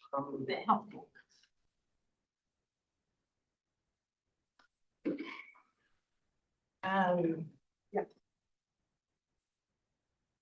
Either way, so just checking on the approach because we want to do it. It's just a matter of the approach to be taken. So if that achieves it, if everybody else is comfortable, what would be the wording? I think it should just sit right behind it. The Rotorua Te Arawa Lake Strategy Group endorses the following recommendation to be implemented and discussed at the steering group. And then follow and down, leave 1 to 7. Don't try and go through individually and modify them. I think it's just the recommendation wording at the top stays. So Sweeta's recommendations are endorsed, but we're not going, this is our level, we're endorsing that. That approach. The strategy, steering group. Delegate to the steering group. And my sense is the frustration is that it's probably been suggested over and over again if it hasn't happened. Well, we're happy, I On the- think Nick, you can follow up on that, but it sounds like there are parties talking. Yeah, I think they all. Can I just ask one question? Yep. Just by your recommendations, I kind of detect a sort of level of dissatisfaction with the process. Yes, we received the hail and viral results quite a while ago. Okay. In those results, it indicates that further assessments should be done. I can't understand why responsibility hasn't been taken to do those further assessments. And it's Our values that sit at the bottom. Yeah, that's why I want to Yes, kind of get that's to the, I want to get to the crux of the issue and not leave the room, where you're sort of a bit dissatisfied, you have to go back and we're sort of nudging you into another process with the 3 in the yeah, room. I mean, we've had this on the agenda item at our program steering groups. We've sat down and discussed it, but it's not progressing. So yeah, like I said, there's information that we've received and maybe we're not, because we're not, when you talk about communicating to RLC and the airport around the remediation plan, we're not part of that plan. That conversation. So as far as I'm aware and what Tolt has received in terms of information is that in that plan, there is no indication to do any further assessments beyond the airport site. The focus of that funding and that plan is around paying for the technology to remove it from the airport site. Okay. So that's what we've been communicated to so far from the airport. And then again with regional council, the stance to date is not being to say, yes, we'll do that further assessment at that site. I'm not talking about a long-term state of environment monitoring plan yet. We're just talking about immediately at the site where it's been indicated that further assessment is required based off the results. So yeah, that's the frustration. Yeah. Okay. So I guess my message to the GM behind me, you've heard the concern.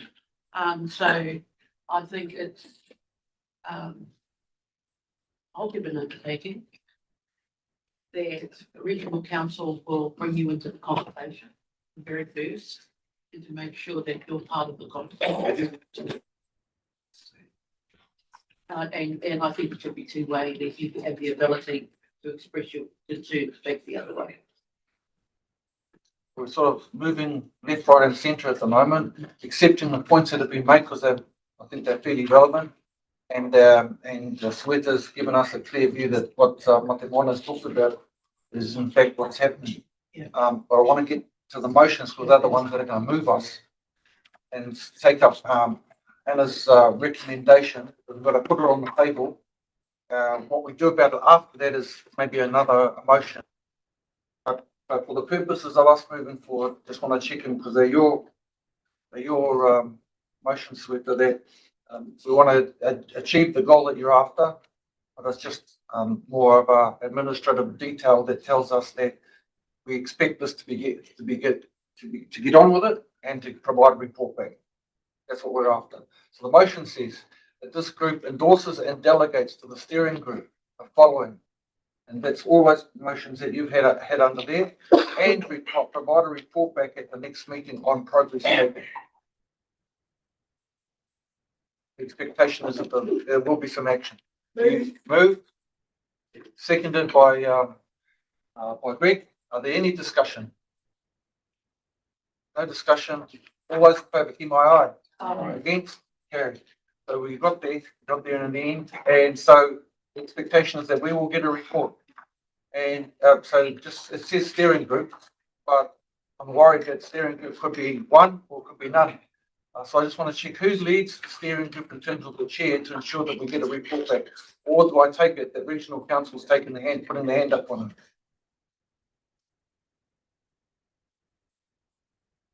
it? Your report? Yeah.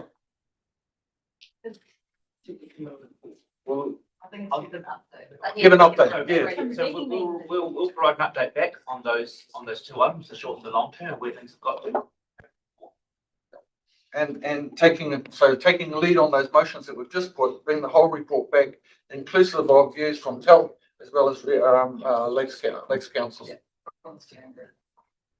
Right? From the steering group, yeah. Yeah.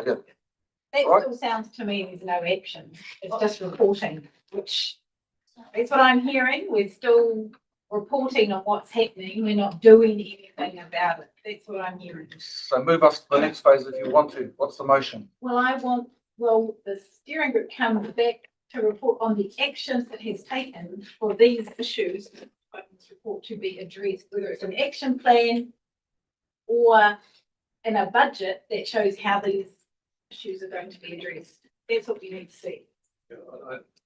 Through you, Chair, I don't think that's unreasonable. I think the airport made a mistake. They didn't realise what was going on. They need to get it sorted. The information I'm getting back is that it's underway. I'm not sure about those assessments, but just get on with it. But yeah, action. Actions and report back. Actions taken and a report back on those actions. Yeah. Good point. Give me a kit. Honestly. The actions that is. Action be taken. Oh, okay. Halfway. Dealt with. So, Wilma, we've got still quite a few items on the agenda. Some of them are short, some of them are long. The agenda said 2:30. That's a hell of a long meeting. And I'll just be checking with the secretary to see how long, what are the serious items that we've got to touch base on. But as we move forward, I think we do want to get a view from, on the next one, 8.6, because we've still got time. Any of, Greg, Neil, I know Cyrus is not here. No, he's Cyrus online. is on. Oh, it's online. Oh, okay, come on. So if you want to give us a quick update on the whole question about the claims, that'll be helpful. Neil.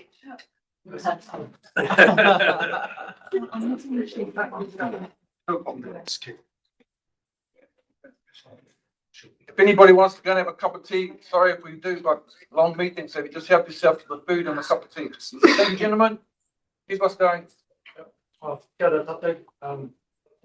It's always 3 days, but to highlight here that I think it's been really massive in the money in the lakes over the last 2 months. A real special team. They love our tire and love our lakes. I want to highlight them and acknowledge them in this. The other thing is people who now find next week, I expect to see everybody there. To see what making jobs get done in these science school projects. I really part I coming from my report. Okay, if any other of the delegation, sorry you've been here for a while, but if there's anything else you want to add, you should have given us the time. So for you, Chair, Neil Oppert here. Neil's now Chair of the Lake Rotorua Community Association. As you're aware from the last meeting, he and his colleagues have proposed a new pathway management system for addressing biosecurity threats to our lakes. And he's here just to provide an update on progress since our last meeting. Okay, so I'll take my report that was in the agenda as read. I'll just give you an update on it. So there's two key parts to this. Is one, the biosecurity access control system. That is a really, really critical, vital component because that allows people that just want to go in and out of the same lake and they don't have to go to a decontamination station. But anybody else that wants to go into a controlled lake, and we're talking about 9 Te Arawa controlled lakes, pretty obvious what those lakes are. If you're coming from some other water body, you have to get your vessel decontaminated. And if you want to move between Te Arawa lakes, you have to get your vessel decontaminated. Now, the biosecurity access control system is essentially a big database, a computer system sitting in the cloud. That work in the east seal, which allows the going in and out of the same lake, all of that we have moved through the design, prototyping, approval process. So we're now in the third stage, which is the integration into the working model for Lake Okataka. I think we said that we would start that beginning of October. We started it 2 weeks ago. We're about 2 months ahead on that. The second part, which is the decontamination station, we're setting up trial decontamination station on Lake Okataka. We've got a design team that is fundamentally based out of Hamilton, Cambridge, and we've got people here as well. So it involves Biosecurity New Zealand. They've had a year's worth of experience in hot water decontamination vessels, and they've built a lot of test rigs and what have you, and they've brought out a set of protocols that have been approved by Biosecurity New Zealand for decontaminating ballasted boats. So they're on the team. Watching Security, they're sort of leading it. They've got quite a large mechanical workshop in Cambridge, and they have 2 fabricators, engineers, and so they're building the test rigs, helping with the design of the system. We've got people on it who represent the people that are importing these vessels that need to be decontaminated, and they're helping us design the systems to decontaminate their boats without destroying them. So we're about on target with the decontamination station, the biosecurity access control system. We're well ahead of target there. Everything works out. And then, so what we are still on target for the 26th of December to set up the working model at Lake Okataka. And, basically from then on, this system will be working at Lake Okataka. And that's the test bed we're using to prove the system. The final bit is Greg and I ran a 1-day workshop 2 weeks ago. We invited all the Regional Council Biosecurity Managers and Biosecurity New Zealand. So 7 councils turned up.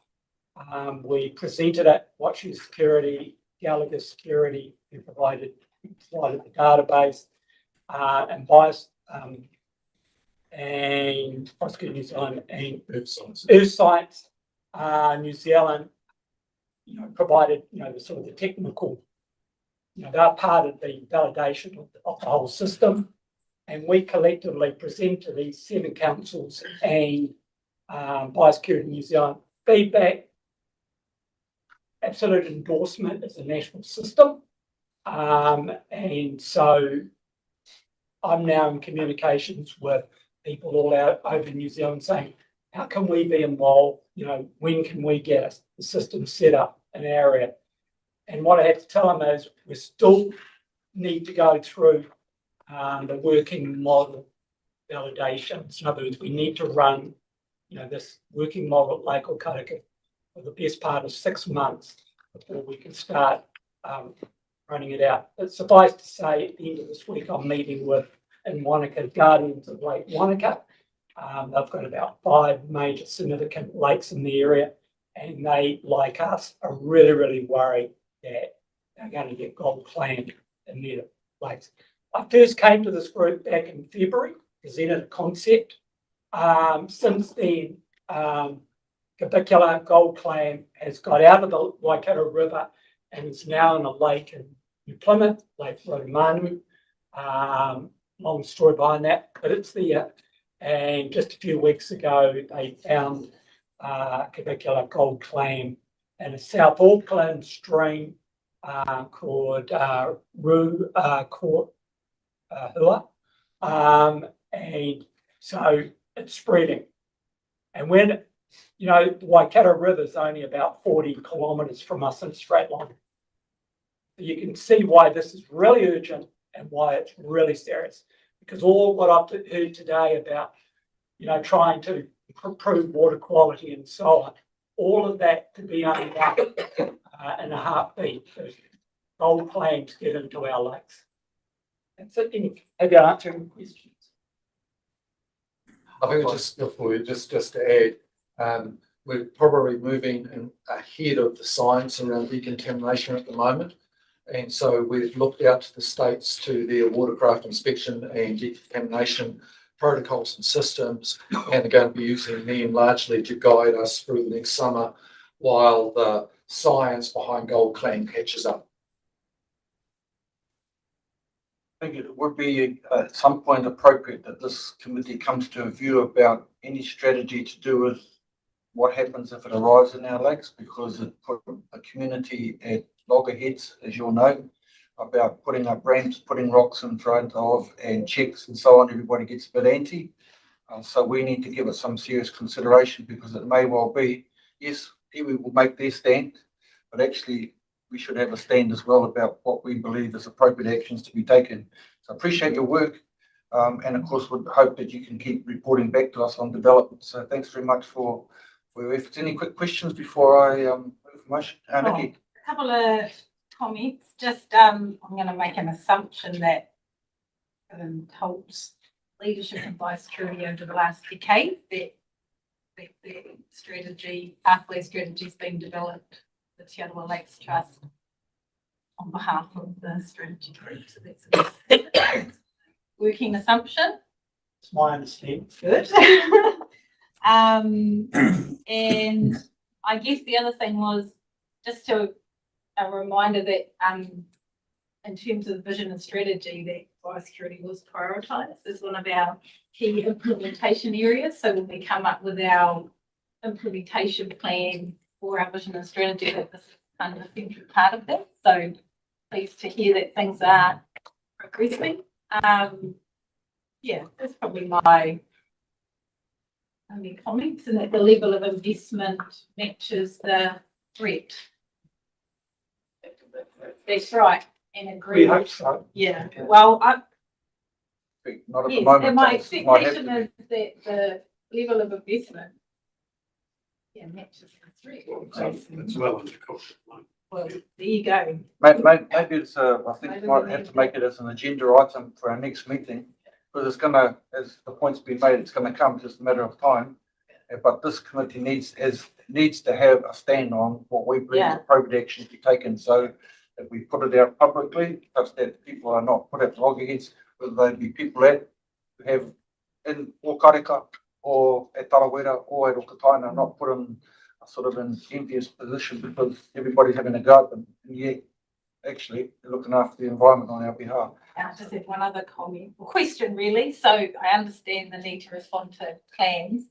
We were having the same conversation 7 years ago when we Capefish was only in Rotorua and we found it in Rotorua.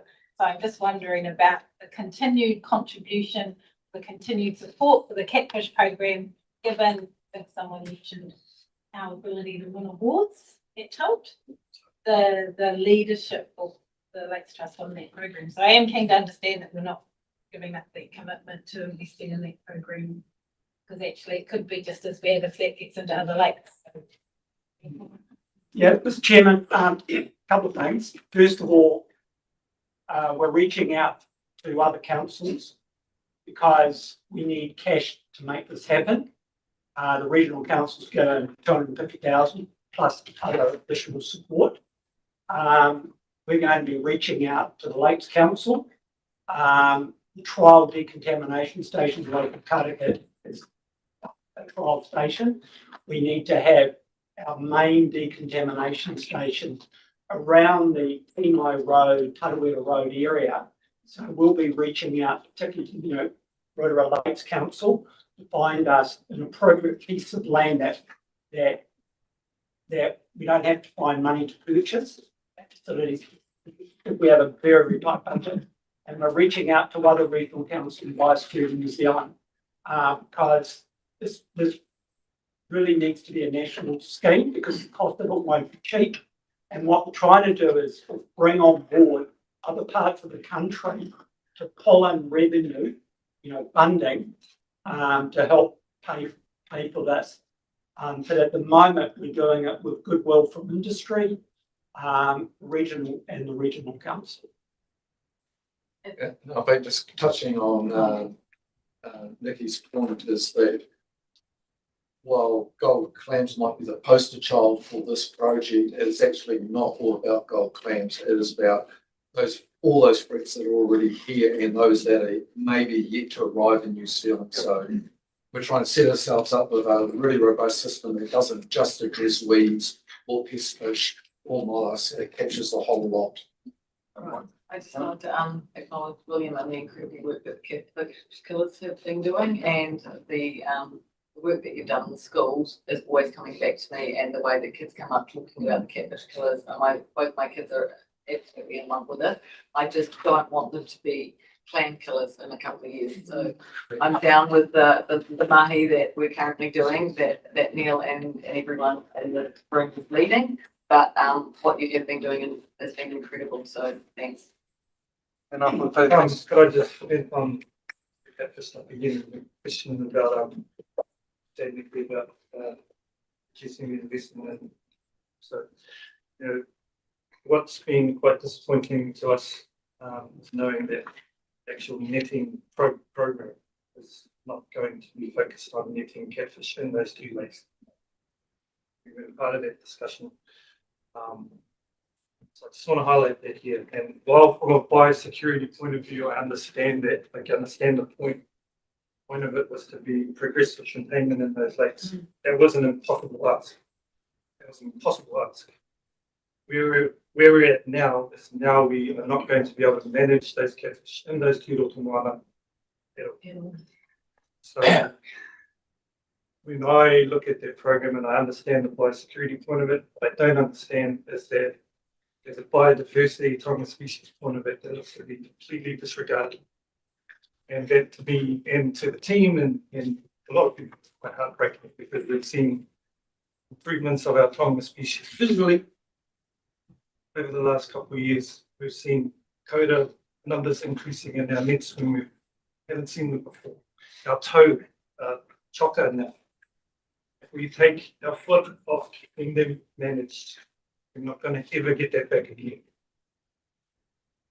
Got climate change and catfish and whatever else is coming. So I would really like to ask that some consideration made, however it's done, to reinvest back into that netting program so that we can manage those numbers for as long as we can. Stopping now should not be an option. Just a quick question, William, how much are you looking for? What's your level of funding? Annual funding into that program was $100,000, and that's enough for about 60 days worth of netting. We really need to double that. We really need to double it. Like, now that they've spread, we need to increase the program, not cut it. But at the same time, we still need to check those other lakes for whatever else is going on. Just recently, we got Rudd and Matata. Something else is going to jump over soon. So, thank you. I see how your plan will work really well at Karaka. I think he's up with Rotorua, limited entry points. But Tarawera has over 100 entry points. Okay, so we're at the moment, we're focused on the boat ramps, but we're also working like it's where the high volume is. But what, like, it's a big subject, and you really need a workshop on this to understand it. But it's based on a risk model. So what we're doing is we're starting with the really, really high risk where these pests, and it's not just cold clam, it's trying to keep catfish out of Okata, Tikitapa and so on. And if you're talking about, like private properties and that, the system we've designed, believe it or not, we can manage entries through private properties. Yeah, but I'd have to take a while to explain how we do that, and that's just clever design work in the the computer electronic system. And so the more we look at these things, and we've got all these sort of specialists in different areas sitting around the table discussing it, what happens is all of a sudden somebody says, now that we've got that, we can do this. So I think you really should take heart that where we've got to is pretty amazing, and where we'll eventually get is going to be even more amazing. But for us that are involved in this, it doesn't stop when we've designed a system. There's going to have to be an organisation to manage this across the country, to do the auditing. Just so much that needs to be done. But the focus is this organisation will just focus on pest plants, not pests. We'll call it all pests, not getting into lakes. In other words, how do we stop them getting into lakes? But also, how do we better identify when they do, and that we have really robust, routines, emergency management plans. So when we find something, we know what we're going to do. We're equipped to do it. The staff are trained to get in there and try and get them out. Before they get to a point where it's impossible to get them out. And so those three things are going to be critical going forward. And that's going to take ongoing research. And there needs to be an organisation that is so focused on protecting the quality of our prized waterways. Otherwise, what's going to happen is the meeting I heard today here, everybody's going round and round circles, and I'm wondering, I don't actually think anything positive is going to come out. So I'm laying it on the table, like we could lose what we've got here for all time if we don't, do this well. We've got a report that we're going to accept from you. Is there taking the point that you want some action, is there anything in particular right now that you'd like this committee to do? I think so. I don't think so. We just look forward to the opportunity of reporting back next meeting on progress as we move through the next year. Very good. Thank you very much. But when you do, let us know. Did you have something to say? My first point would be the benefit of being a Mukapuna Aotearoa is that I have longevity. And I remember sitting in a workshop at the Bay of Plenty Regional Council at least 7 years ago where we talked about all of these strategies and the role that the Te Arawa Lakes Trust might play in leading the biosecurity strategy. We wrote our own biosecurity strategy, pathway plans, we had all of this written down. So I'm excited to hear that these things have been taken forward. The organisation that Neil has just described is told. That's my only comment. We already exist. Last one. Thank you. This is a national issue, right? Yes. Which requires large amounts of money. Yes. Have we made an application to those ministries advocated for funding? Like the IBL is conservation. Okay, the large strategy. amounts of money Yeah. being distributed to places I don't think are important, not as important. How do we get the message? Central government, this is a national issue that's potentially a crisis. I'm using that word, but potentially it could be. Okay, the strategy that we've embarked on is to deliver something that government departments and other funding organisations can't ignore. The problem to date has been there's been nothing concrete, solid put on the table for people that have to sit down and work out where to put limited resources to. And so we're doing what we're trying to get to, and the workshop we had a couple of weeks ago was a good example. We're able to show the system working in a sort of prototype, situation. We're now moving to where you'll see a fully fledged working model. That's when we will go out to other parties and say this needs funding, and we'll have a better idea of the level of funding that's going to be required going forward. But at the moment, it's a bit hard to work out, how much is this system going to cost? How much is going to be used to pay? How much is going to be regional council and so on?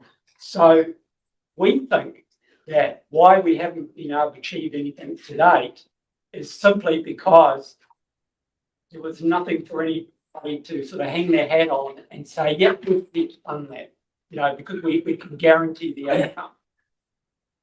People don't believe it can be done, and we're out there trying to make it happen. I think we do have an important role to support you in this stuff, because when we cover all the lakes, and we have a responsibility both as Arawa as well as this whole group. I'm just wondering about, as soon as you are able to be in a position to provide some figures, we'd like today, somebody formalises the fact that I've related to the Minister to indicate our concern with respect to the developments that have happened last year and concern about what's coming up in the future. Or we wait until you get your report and provide some figures to that, such that they can support looking for an application for funding. I'm happy to take any direction you think we're on now, or our committee board want to have a think about how we go about this. I think we need, because we pushed the panic button last year at Christmas, right? There's all these influx of funds. Time's running out. I think. So a two-stage approach, I would get a letter away, suggest a letter away if the committee agrees to that immediately, highlighting the issue with a follow-up when we've got some more numbers to support work that's being done. And I wonder if we could ask our colleagues that are here from ex-MFB, but new MSUD, because MSUD, obviously, MFB has contributed a significant amount of funding to the improvement of water quality. And now that you're all in one big happy family under one entity, you're all sitting alongside the people in the biosecurity department under MB, and maybe we could ask for you to help as parties that are interested in the outcomes of this program to take that message back as well through your channels, because all of the work that we talk about here today is going to be wasted if we end up with a massive infestation of golden clams throughout all of our lakes. We won't be worried about the 2 million here or there. It's catastrophic impact. So we could ask you to please also join the dots internally between a water quality silo and a biosecurity silo, because they're very much interrelated where we are. Biosecurity sits under Minister Hogarth's portfolio at the moment. Yeah, and it sits with Ministry for Primary Industries. Yeah. But I think the opportunity here is, if you're doing your review of the strategy and the implementation plan, there's something about Nikki, a joined up approach to that does make sense. So I think working it through from that perspective would be good. So, taking the point up, I think we should put a stake in the sand with respect to a letter. So somebody from regional council would be able to help us out in terms of penning a letter. Thank you very much. And it'll come my way as the chair, and we'll put it to the minister and put it on the table in terms of that. Does anybody want to see that letter before it goes? Shall I share it with everybody, or? I'm going to ask if we can, given the comments about the catfish program netting being reduced. Well, we'll come back to that issue. Just want to. Can't it all be wrecked? Instead of Bay Penny Regional Council holding the pen on drum letter, taking on board everything I've heard today, is that Te Arawa Lakes Trust wants to own this, and as administrators and natural, I suppose, managers of biosecurity, whether you don't want us to be doing that, if that's something that you're saying you want to take the lead role and don't ask us to hold the pen, you as administrators of RTA LSG, the pen and owning that, because that's what you're asking for today, so. Yep, so Nikki's agreed, so that's fine, input, yeah, Nikki? Sorry, Agreed. Greg, thanks, Greg. So Nikki, we'll just ask, or I have admitted that that we have some input from Greg, maybe Tommy, whoever within TEL to write that letter up, and it'll be penned on my behalf. And now the next question is that it was all about the whole resource to do with golden clams and a focus on that. You've raised the issue with respect to the catfish. So I know I sort of see them, yes, they're the same, but wondering about whether we shouldn't give focus to that issue about the golden clam, and what, so help me out here about the issue about the catfish. So the money has been reduced. I'm assuming that. So, yeah, so the funding is basically that was then going to the catfish operations within areas where we know they are, has been reduced, and we're up in compliance. So that's more about trying to stop things from spreading around and put some more weight on that. Yeah, and so, I certainly acknowledge William's point that he makes about, yes, there will be impacts from catfish present in the lake there, but we don't want to see those impacts go anywhere else. So we're trying to maximise the effort to stop that from happening. Sorry, yeah, so just putting that simply, the resource has just been shifted to other biosecurity efforts, away from direct control of catfish to larger surveillance efforts.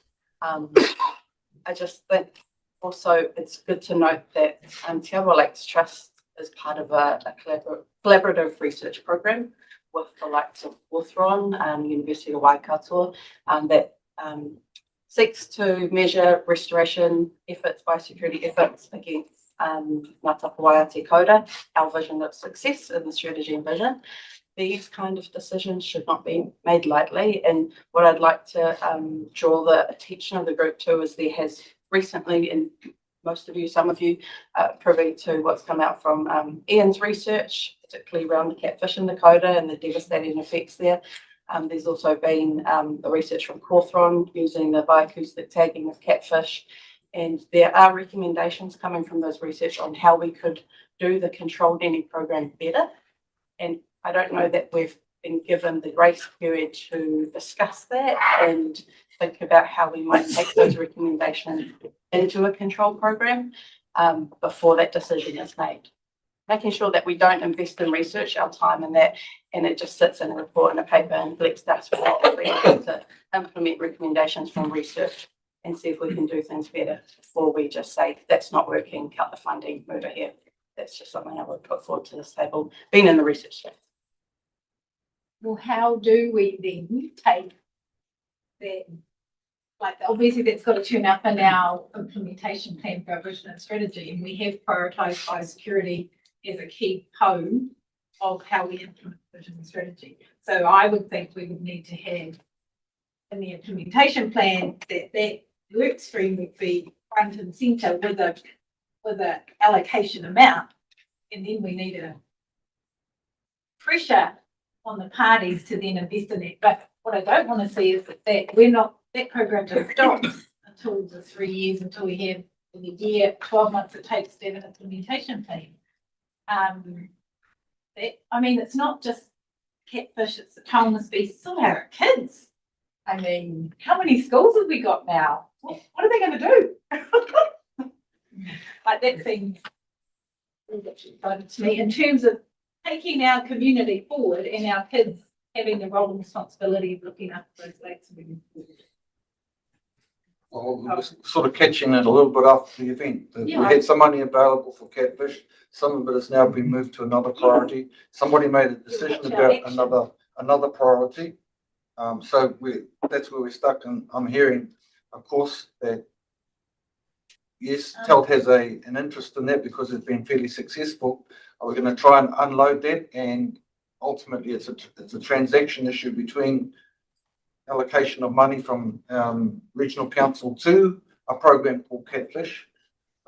What can we do about that, or else we're going to be stuck? When we catfish through the regional benefit fund, we're just developing, we're about to circulate, circulating criteria which we have developed, and we've just sent it off, just literally yesterday. We're just getting a draft copy because we've put together $20 million of funding available for regional benefit, and it's about tangible actions that deliver things on the ground. So you want to blast procometers with 1080, that's your fund. You want to deliver something on the ground, that's your fund. Tangible environmental outcomes. It would be great if I'm happy to share that they're very much draft, and we're going to be asking for feedback from our key partners. So I'm happy to send that through and see if that is also a funding mechanism. But we've also got Bay Trust, we've also got the Rotorua Trust, we've also got other funding arms. So looking forward for the fact that the Bay of Plenty Regional Council, as it exists now, may not be there, and we might not always be able to shake the can. We need to think about other sustainable funding avenues for some of these projects. Or even positioning the vision and strategy in the biosecurity. We just about to have a conversation about the biodiversity strategy. So, with the catfish, it's tauna. Yeah, and it's hard to separate biodiversity from biosecurity because it's very much. It's the commitment of parties to explore those avenues. Well, I'm happy to do that even after this. We can see whether it works within that funding round, so we don't lose. I would even think of going beyond biosecurity. I would advise the top to look at your whole funding Sustainability. program, sustainability. Within that same. And then make the application, not just cover all biosecurity, but here's the opportunity now to look at everything that you think needs. But you don't want to. Okay, so we'll take that. Yeah. Tel can do that Look wider. if it wishes, but we've had the door opened over here. So there you go. That's open the door. If I can bring it all the way back to where they hang my watch. So what we're doing is accepting the report, and there are two reports on this item. Yes. The bio. Yeah, we're just receiving the reports, eh? Yes. Top one. I'm happy to move that. I can't. Somebody help me out. I need to see Will. Thank you. Greg. All those in favour say aye. Aye. Done. And thank you for your work. Done to me. All right. There's an action for the minister. There's an action for the letter for the minister. And did you capture that? Yeah. Yes. Okay. Cool. We got that one. Moving on. The technical advisory group. Nick. I'll take the report as read. Yes. You asked advice about what they're doing, who they are, what the two groups are. So that's in the report, and working on science review, and we'll come back to you with the science review. So that's a very good report. Okay. We received the report, Water Quality Technical Advisory Group updates. Thank you very much. We don't. Oh yes, we do need a motion. Yeah. Thank you very much, Greg, and I'll second. Oh, okay. I'll take it. Thank you. And those in favour, keep my eye. Aye. Against, carried. The Ministry for Cities, Environment and Regions and Transport and Biodiversity and everything. Try and keep it brief. Then I could go, thank you. RM reforms or what's happening there, I'm not going to touch on that because you already had that update. Same with the Head Start. Just in terms of budget 2026, we did get some additional funding to support the stand-up of the Digital and Data Foundation, which is going to be fundamental in the new planning system. So that'll help things like what we're doing with the New Zealand flood maps and just improve access to support some of those planning decisions. The Climate Commission released its 2026 progress report on the National Adaptation Plan. They had several recommendations within it, which looks at central government thinking about establishing funding and financing pathways to enable that adaptation at a local level. It also looked at some legislative requirements for local adaptation planning. It embeds the climate change into key pieces of legislation that govern the natural and built environment. It recommends that central government coordinates, governs and invests in building and maintaining national climate risk information, and that there is a funding and financing mechanisms and models for iwi and Māori so that they can continue their adaptation efforts. And then also gave some suggestions in terms of what the next national adaptation plan should cover. This will be quite a fundamental, critical pathway for what we do under MCERT going forward. And there is a written response that's due back by 31st of January 2027. The ministry also released a new digital version of its measuring emissions guide, which is related to how do you calculate, measure and report greenhouse gas emissions. And that's really to give us a better understanding to see what we're doing in terms of activities to reduce those emissions and improve the transparency across the sectors. There was also some movement towards the voluntary nature and carbon market, and this might be one to think about in terms of sustainable funding, particularly going forward, particularly when there's land use change to native. And the aim of that is to attract greater private investment into nature restoration and carbon removal projects. So it's still in the early stages, and we're setting up how we provide for assessment at a domestic level. But if you're thinking about land use change into natives, that potentially could attract some additional funding. In terms of MCERT structure, we came under MCERT from the 1st of July. Jeremy Lightfoot, who came from Corrections, is our Chief Executive. There are 5 executive leaders that have been appointed. At the moment, it was a lift and shift where the businesses continue under the different wahanga, the different sections, which includes policy, system performance, corporate services, and delivery. The process of change is still working through. We will probably stand up a new organisation with new positions sorted in a new building as one ministry from the end of February. So that process change is continuing, and we're just working through that at the moment. Finally, just an update. We've continued with the Māori climate platform. We only had a small initiative, which was how do we support iwi hapu in terms of building marae resilience, particularly from the impacts of severe weather.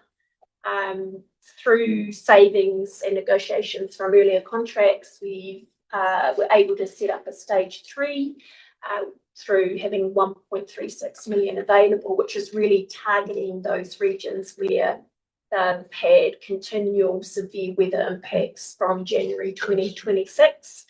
And probably of interest for this region, of the 27 projects that we have actually allocated funding to, 5 of them within the Bay of Plenty region. So very quick, apologies for not getting it in writing. Things were sort of a bit fluid there for a moment, but we'll look to do that for our next week. Any questions? Good to have you here too, just to listen in on the quarter in particular about the changes that have happened, and of course there's a number of issues that are sort of on the agenda, so I need to make a call today. Thank you very much for coming on this way. Received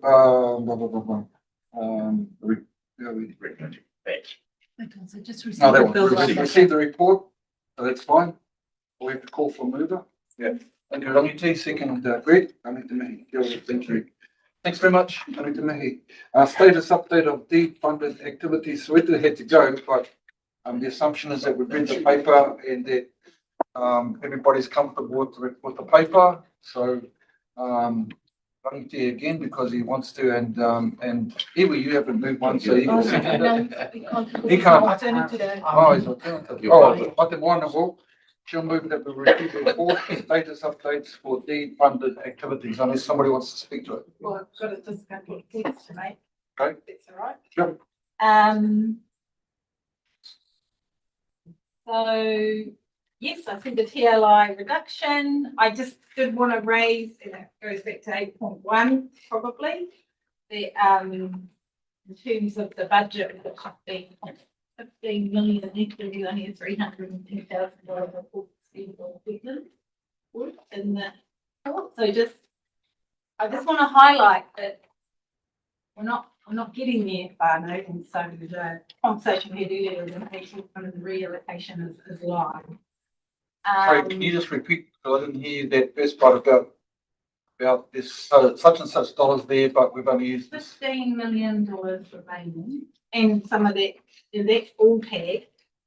But in the wetland budget specifically, $310,000 spend in the identified user pool. So just highlight that. Also where there is wetland work progressing is largely through conversations with Kapui and Iwi. I think, which is also speaking to what they're coming at earlier.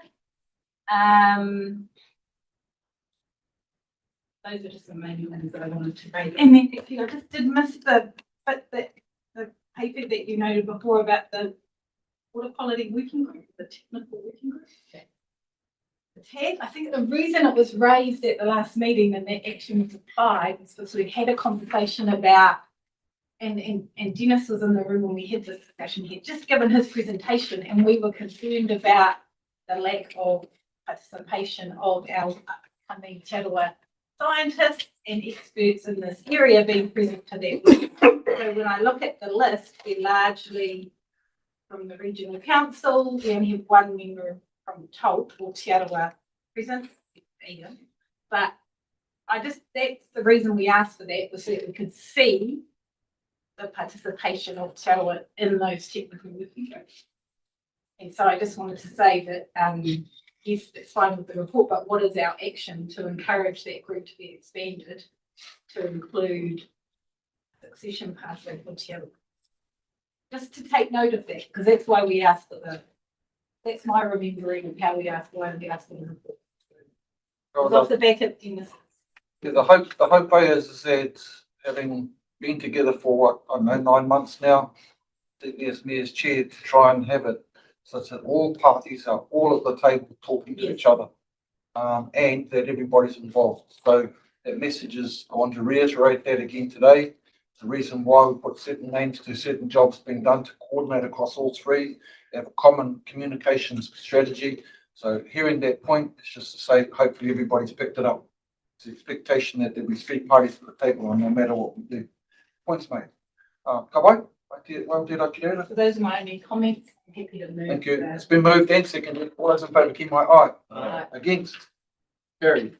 The couple more items, whānau, if I can, and before anybody else goes out the room, and I just raised that Te Tūkohu Ngāwha Mātauranga Science Fair is next week, the 26th to the 28th of August.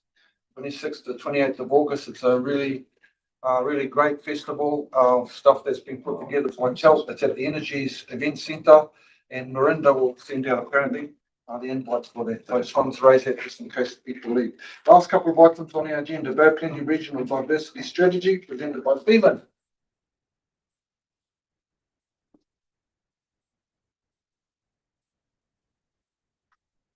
Good again, and again, I'm presenting on someone's behalf. Lisa Power, who has put together the biodiversity strategy. The biodiversity strategy is about people and nature. And whilst it's got the Bay of Plenty Regional Council logo on it, it's about everyone who's doing good work in biodiversity across the region. There are lots of people doing lots of good stuff. So this is about trying to enhance those relationships, those connections, those networks. Particularly asking the question, what else needs to be done here? We've held symposiums, we've been talking with people, we've been here before.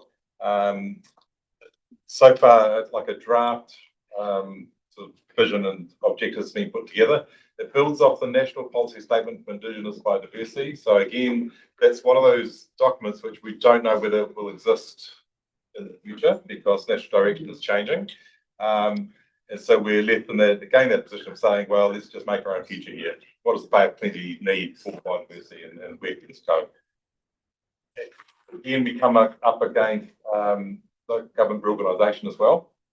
So one of the important things potentially is if we have a strategy and has a funded action plan against it, and that's the 10-year LTP for the regional council, maybe that has a chance of longevity. So that's where we're seeing this. So rather than saying 2 years' time, let's not bother doing anything, we're saying, let's see if we can make our own future.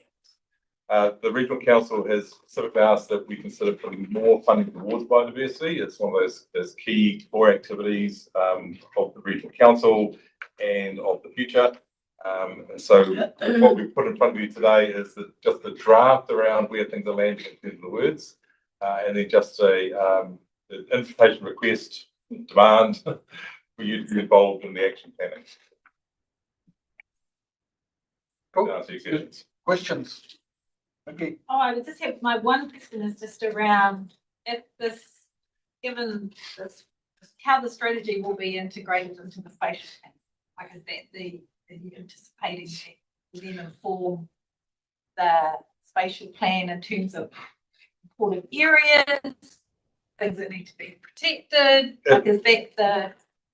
I'd say probably not, but the people who are involved in the biodiversity thinking also sitting the council are the same people who will be providing information into the regional spatial plan.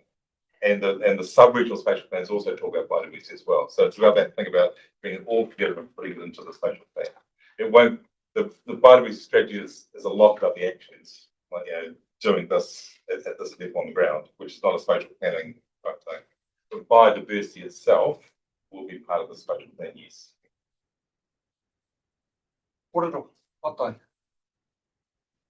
That's the point that aquatic biodiversity is in scope, and this group already confirmed at its last meeting that we wanted to see the vision and strategy, and then Te Arawa Lake Trustee to a couple of our way recognised as an input. Yep. So I think that's done, and then there's an additional layer, okay, that level. And then I think there's something about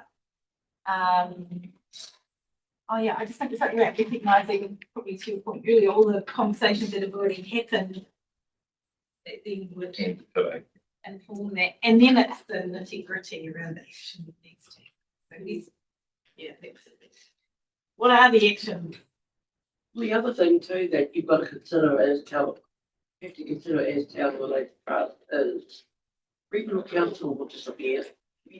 Rotorua Lakes Council will disappear, and a new unitary will be in place for you to work with. And when you look at the landscape, you will be the one that actually holds the most knowledge on this cohort. So you'll be in a key driving space under a new unitary. So it's something to take into consideration when you're reviewing your whole strategy plan. Because that's a new landscape post 20. Exactly. So, when you look at it, you'll be, in my view, you'll be the one in the driving seat. That'll be something that you can take up. So we'll leave that there, but come back to our report. So we want to finish on time. So just the recommendation is receive the report. Support and principle the strategic directions. Note there's an alignment with the Te Arawa Lake strategy. Provide guidance. Those are the recommendations. Somebody like to move what they want to do with a blink, and Greg will support. Any discussion? Thank you very much. Now the last item. Thanks very much, Eva. Thanks for your work and coming in today. The last item was the lakeweed update, but I think we got that from Air Capital earlier today, so we're going to put that aside and just simply, you can fiddle it around and follow us how we get. Not fiddle it. Manipulate. No, don't use that. Capture it accordingly. Yeah, that's right. Cut it accordingly. And that brings us to the end of the items on our agenda. Thank you all very much. Long day. A lot of mahi has been done, but it was sort of needed to catch up a bit from the work that's been done. So, kanui te mihi kia tātou.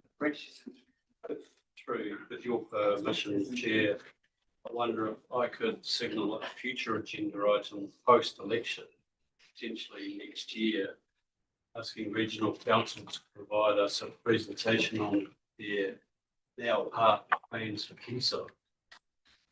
Because as I understand it, what they were proposing, which has since been squashed by the mayoral was some of the answer to the funding that we are looking for, the work that we're trying to do here. So with the regional council is up for that presentation on what they were trying to achieve, whether we could, this group, put that back, that work program back in place, and how we might address it. Very clear. We, whilst the minister did tell us to stop, that was on substantive decision. So our council is still working through the due diligence, because all we sought from our community on the protection of the intergenerational fund and the distribution of those funds was to figure out how we could protect that distribution in perpetuity and to strengthen that protection so that everyone in the bay could benefit. So we are still continuing with work in that space, and mainly on the due diligence, because we only went out to say, do we have mandate to look into this, and we did get mandate. So we're still carrying on that work. No substantive decisions will be made until we get that work done. We'll talk to wider bay. So these, Notwithstanding, we are being questioned on even our going through due diligence process, so. I support that. Looked in the space, Stuart behind me will attest to that. But so I get what you were trying to do.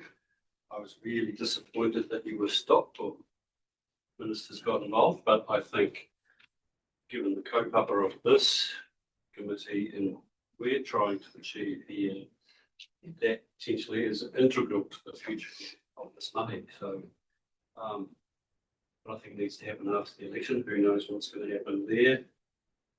The presentation, and we encourage the mayoral for them to change their attitude towards the work these guys have been trying to do. so the ask was,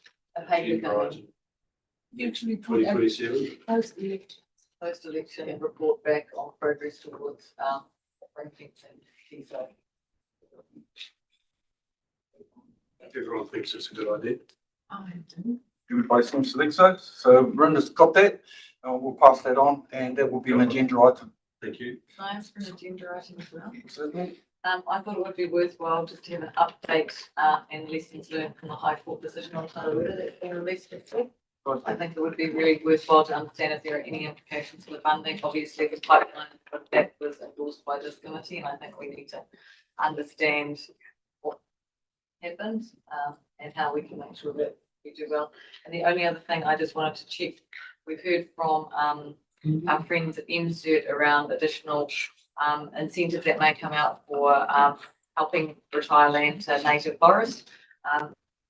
Other levers that we should be looking at through the spatial plan to ensure that additional development rights are factored in for rural landowners to incentivise change. Some of the stagnation in our land use change program is because we haven't reviewed the levers that we need to pull, and it was really refreshing to hear that there's potentially more incentives to help achieve our long-term sustainable. So I'd like to have a report back. I don't know whether it's under the spatial plan, Janet, but on all of these levers that are coming to support, again, a shift in the low-hanging fruit now may be more attractive for our catchment landowners to convert from farming to trees. That will push up our ability to meet our 2032 target. So it's shifting the goalposts. So I think we need a paper back on that, probably again, not until December and after the election. Who's, so the first part, well, the first one, sorry, both of them, who would be responsible for doing up the paper?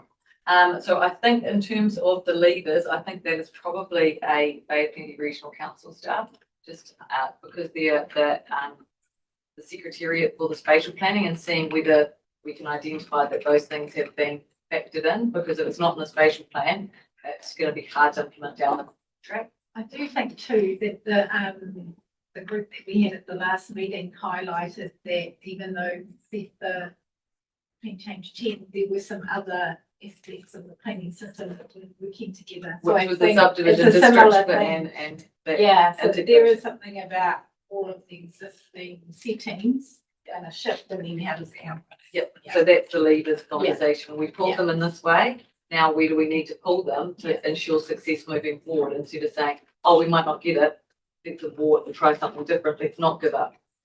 So we've got the regional council will be asked to provide a report on that, or levers, by the levers on that, and the first one was around, Just an update on the Tarawera surge scheme and the High Court ruling and just being able to understand better what the implications or any lessons learned from that. so we're asking, Lakes Council to do that? Seems appropriate. If that's appropriate. White Lakes Council over here and others, so we'll get a review on that, on what happened and implications. I think the instructions, I'm pretty sure Miranda's got that, but the instructions need to be pretty clear so that when they come to the door, they know exactly what they're talking about. And better still, that we get papers in advance and then be able to just simply discuss them. Yeah.